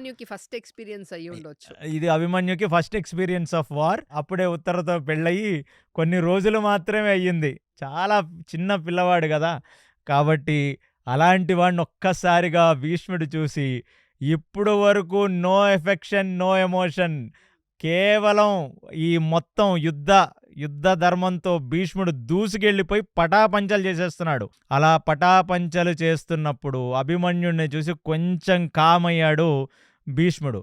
అప్పుడు ఆ కామైన టైములో అభిమన్యుడు ఒక్కసారిగా 8 బాణాలను తీసి భీష్ముడి వేదికి వేస్తే ఆ భీష్ముడి యొక్క పక్కన ఉన్న కవచాలకు ఆ బాణాలు తగిలి, ఆయన యొక్క ఆర్మర్కి బాణాలు తగిలి, ఆయన యొక్క కిరీటం పక్క నుంచి 2 బాణాలు వెళ్ళి ఒక్కసారిగా భీష్ముడు నిగ్రహింపబడ్డాడు ఫస్ట్ టైం అభిమన్యుడి చేత. ఇమీడియట్లీ అభిమన్యుడిని చూశాడు. చిన్న పిల్లవాడివైనా గట్టిగా యుద్ధం చేస్తున్నావురా, నీలో నీ తండ్రి బింబం కనపడుతుందిరా నాకు అని ఒక్కసారిగా ఆయన ఏమనుకున్నాడంటే, పాండవులను ఎలాగో చంపనని నేను ప్రతిజ్ఞ చేశాను. ఇక పాండవుల పిల్లల్ని కూడా చంపకపోతే ఇంక చంపేదెవరిని? అందులోనూ ఎంతైనా దుర్యోధనుడి వైపు యుద్ధం చేస్తున్నాం కాబట్టి ఎంతో కొంత దుర్యోధనుడికి న్యాయం చెయ్యాలి కదా అని చెప్పి అభిమన్యుడి వైపు ఇంకా పూర్తి 100% భీష్ముడి యొక్క కంప్లీట్ టాలెంట్ని చూపించి ఒక వాన పరంపర అభిమన్యుడి మీద పడిపోతూ ఉంటే అభిమన్యుడు ఒక బాణతూణీరం నుంచి బాణం తీసి వేసే టైం లేకుండా అతన్ని కాపాడుకోవటానికి ఇరుపక్క వాళ్ళు వచ్చి ఆర్మర్స్ని అడ్డు పెట్టేస్తే భయంకరమైన పరంపరగా వాన పడిపోతుంది. వాన పడిపోతుంటే అప్పుడు మొట్టమొదటిసారిగా భీముడు ఈ దుర్యోధనుడిని నిగ్రహించి అక్కడి నుంచి పరిగెత్తుకుంటూ వస్తున్నాడు కదా. భీముడికి ఒక్కసారిగా భయం వేసింది, మనం ఇప్పుడు తొందరగా వెళ్ళి భీష్ముడిని నిగ్రహించకపోతే అభిమన్యుడు ఉపపాండవులు ఉన్నారు అక్కడ, కాబట్టి వీళ్ళని మనం కాపాడాలని చెప్పి ఆ బాణ పరంపర పడుతుంటే అందరూ నిగ్రహించాలా నించున్నప్పుడు కుడివైపు నుంచి భీముడు భయంకరమైన వాన పరంపరని భీష్ముడి వైపు గేశాడు. అప్పుడు ఎడంవైపుకు చూడగానే పరిగెత్తుకొస్తున్న భీముడి యొక్క రథం కనపడింది భీష్ముడికి. ఇప్పుడు మైండ్ భీముడి వైపుకు డైవర్ట్ అయింది. అభిమన్యుడు ఉపపాండవులని వదిలేశాడు. వాళ్ళ మానాన వాళ్ళు వదిలేసి ఇప్పుడు భీముడి వైపుకు యుద్ధం చేస్తున్నాడు. భీముడి వైపుకు యుద్ధం చేస్తే భీముడు వచ్చినట్టుగా వచ్చి కొన్ని బాణాలు భీష్ముడి మీద వేసి అటు నుంచి లెఫ్ట్ టర్న్ తీసుకొని మళ్ళీ ఇంకొక వైపు వెళ్ళిపోయాడు. అంటే ఇదొక జస్ట్ డిస్ట్రాక్షన్. డైవర్షన్, ఇది డిస్ట్రాక్షన్ అనమాట. భీష్ముడిని డిస్ట్రాక్ట్ చేయాలి. మీరందరూ తెలుసుకోవాల్సింది భీష్ముడు చేతిలో ఆయుధం ఉంటే ఎవ్వడు ఏమీ చెయ్యలేడు భీష్ముడిని. భీష్ముడిని చేయవలసినది డిస్ట్రాక్షన్ మాత్రమే. అటువైపు చూసిన భీముడు డిస్ట్రాక్ట్ చేసి భీముడు ముందుకెళ్ళిపోయి అసలు అర్జునుడు ఏం చేస్తున్నాడురా నాయన, అర్జునుడు ఎక్కడున్నాడంటే అర్జునుడు అక్కడ చిన్న చిన్న సైనికుల చేత ఆ భూరిశ్రవులు వాళ్ళు పంపించిన ఆ ఆ సమూహాలకు చిన్న చిన్న యుద్ధం చేస్తుంటే భీముడికి భయంకరమైన కోపం వచ్చింది.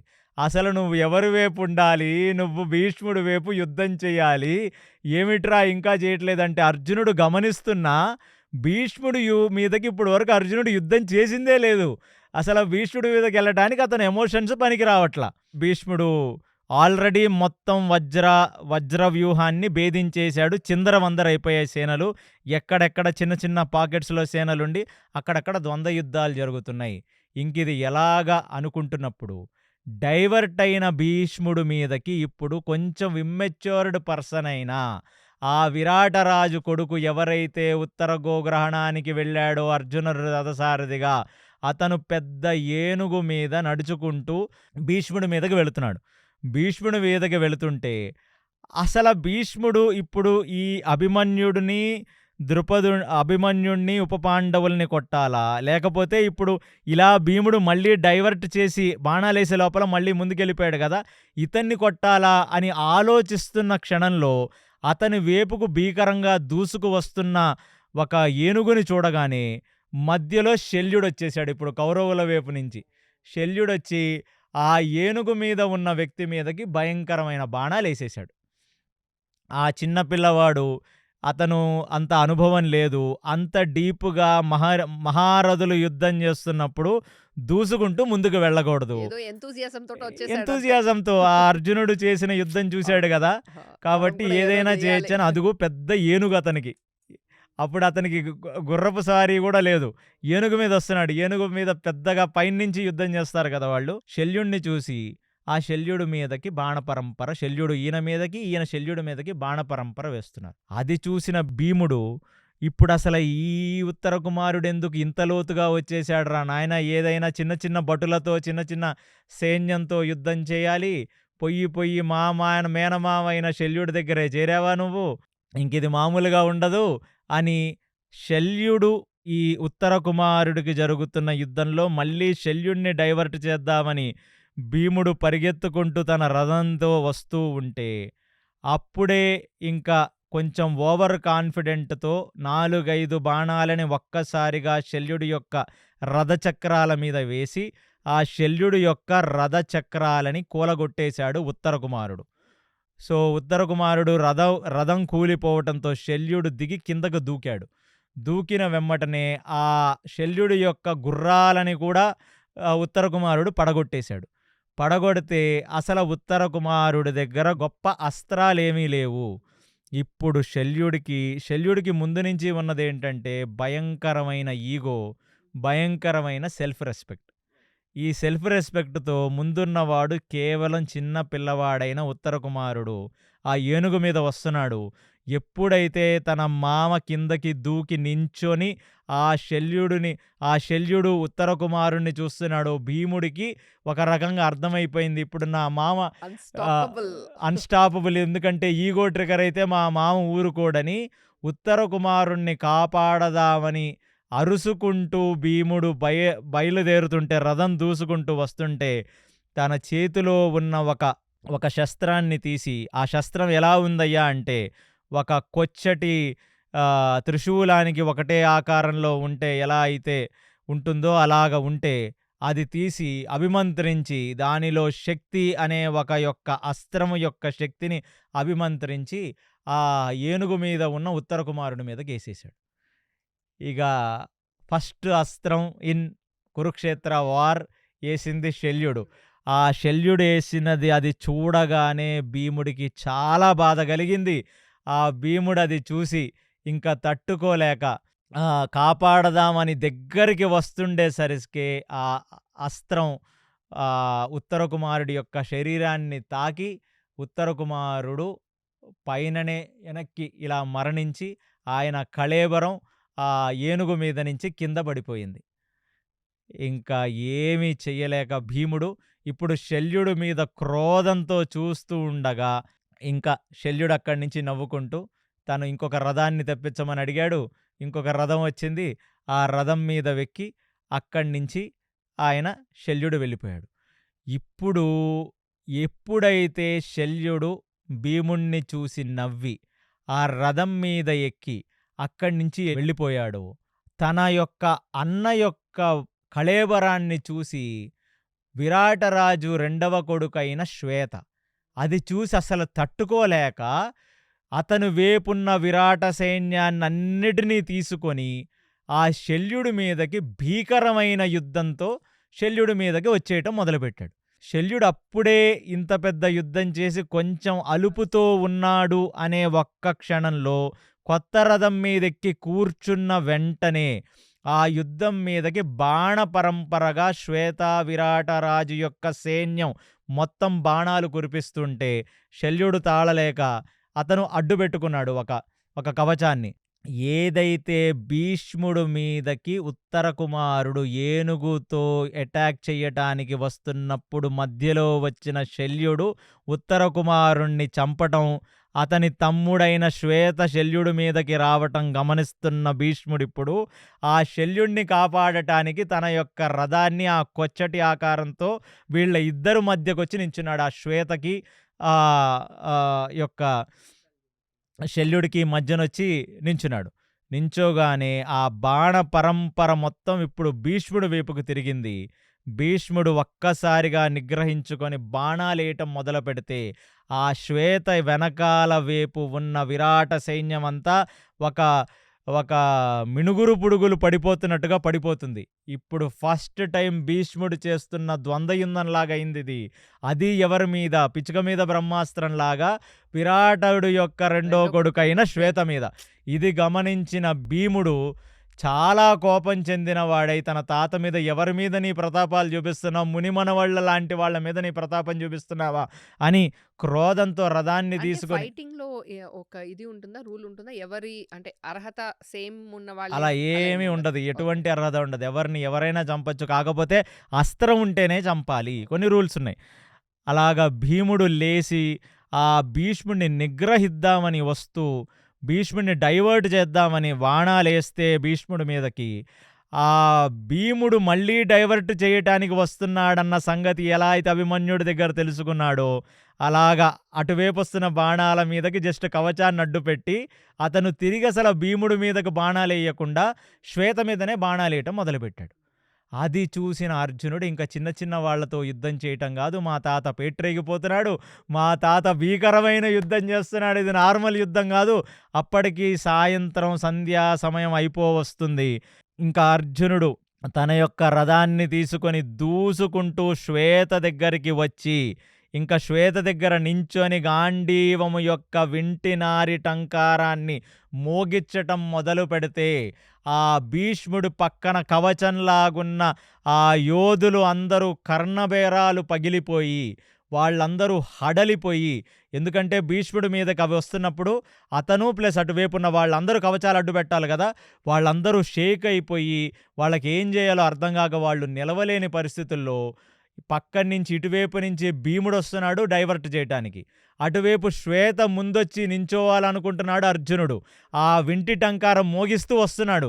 ఇంకా ఇదే అదునైన పని, అంటే ఇదే కరెక్ట్ టైం అని భీష్ముడు ఇంకొక అస్త్రాన్ని తీసి, అది బ్రహ్మతో మర్దించిన ఒక అస్త్రం, బ్రహ్మాస్త్రం లాంటిది, బ్రహ్మాస్త్రం కాదు, బ్రహ్మ అభిమాన దేవతగా ఉన్న ఒక అస్త్రాన్ని తీసి శ్వేత మీదకు వేయగానే ఆ అస్త్రాన్ని అలా విడవగానే ఇటువైపు నుంచి భీముడు అటువైపు నుంచి అర్జునుడు వచ్చి ఈ శ్వేతని కాపాడుకుందాం అనుకున్న తరుణంలో ఆ అస్త్రం శ్వేత యొక్క గుండెలను చీల్చి కిందకు వెళ్ళి పడిపోతే శ్వేత ఆ అస్త్రంతో ఉండిన వాడే వెనక్కిలా వాలిపోయాడు. ఆ అస్త్రం భూమిలోకి గుచ్చుకొని అలా ఉండిపోయింది.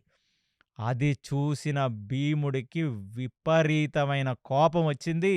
అర్జునుడి వైపు చూశాడు. ఇంతసేపు ఏం చేస్తున్నావు? ఆ భీష్ముడు అభిమన్యుడి మీద యుద్ధం చేశాడు. ఉప పాండవుల మీద యుద్ధం చేశాడు.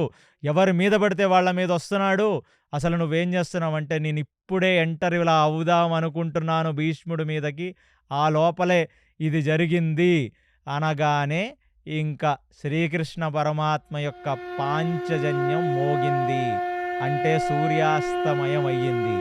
సూర్యాస్తమయం అవుతుంది కానీ భీష్ముడే ఒక సూర్యుడిలాగా తేజోమూర్తిగా వెలుగుతున్నాడు. అప్పుడే ఒక బ్రహ్మాయుధాన్ని నేసిన వాడై. అలాంటి ఆ భీష్ముడు ఆ రోజు చేసిన యుద్ధాన్ని చూసిన భీముడికి, అర్జునుడికి తన తాత యుద్ధాలు ఎన్నడూ చూడలేదు. చూడలేదు. తాత చెప్పిన మాటలు వినటం తప్ప ఆ తాత యుద్ధాన్ని చూడని వాళ్ళు అలా నిర్ఘాంతపోయి అది చూస్తూ ఉండగా అందరి యొక్క శంఖాలు మోగుతూ ఇవాళ సంధ్యా సమయం అయిపోయి సూర్యాస్తమయం అయిపోతుండగా భీష్మ పర్వంలో ఉన్న మొదటి రోజు యుద్ధాన్ని ముగించుకుందాం. సర్వం శ్రీకృష్ణార్పణమస్తు. హరే కృష్ణ. విన్నాం కదండి డే 1 ఆఫ్ భీష్మ పర్వం. ఎలా ధర్మరాజు వినయంతో కురువృద్ధులని నమస్కరించి వాళ్ళ ఆశీస్సులని తీసుకున్నారనేది చూశాము. అర్జునుడు తన వాళ్లతో యుద్ధం ఎలా చెయ్యాలి అనే చాలా కన్ఫ్యూషన్లో ఉన్నప్పుడు శ్రీకృష్ణుడు గీతోపదేశం చేశారు. భీష్ముడు తన ప్రతాపాన్ని ఫుల్గా చూపించారు డే 1 అప్పుడు. పాండవులు ఎప్పుడు కూడా భీష్ముడు యుద్ధం చూసి ఉండరు. ఇది ఒక్క అరుదైన అవకాశం వాళ్ళకి. భీష్ముడు వజ్ర వ్యూహాన్ని ఛేదించి లోపలికి దూసుకెళ్ళిపోయారు. ఫస్ట్ డేలో చాలా పెద్ద లాస్ అయింది విరాట్ రాజుకి.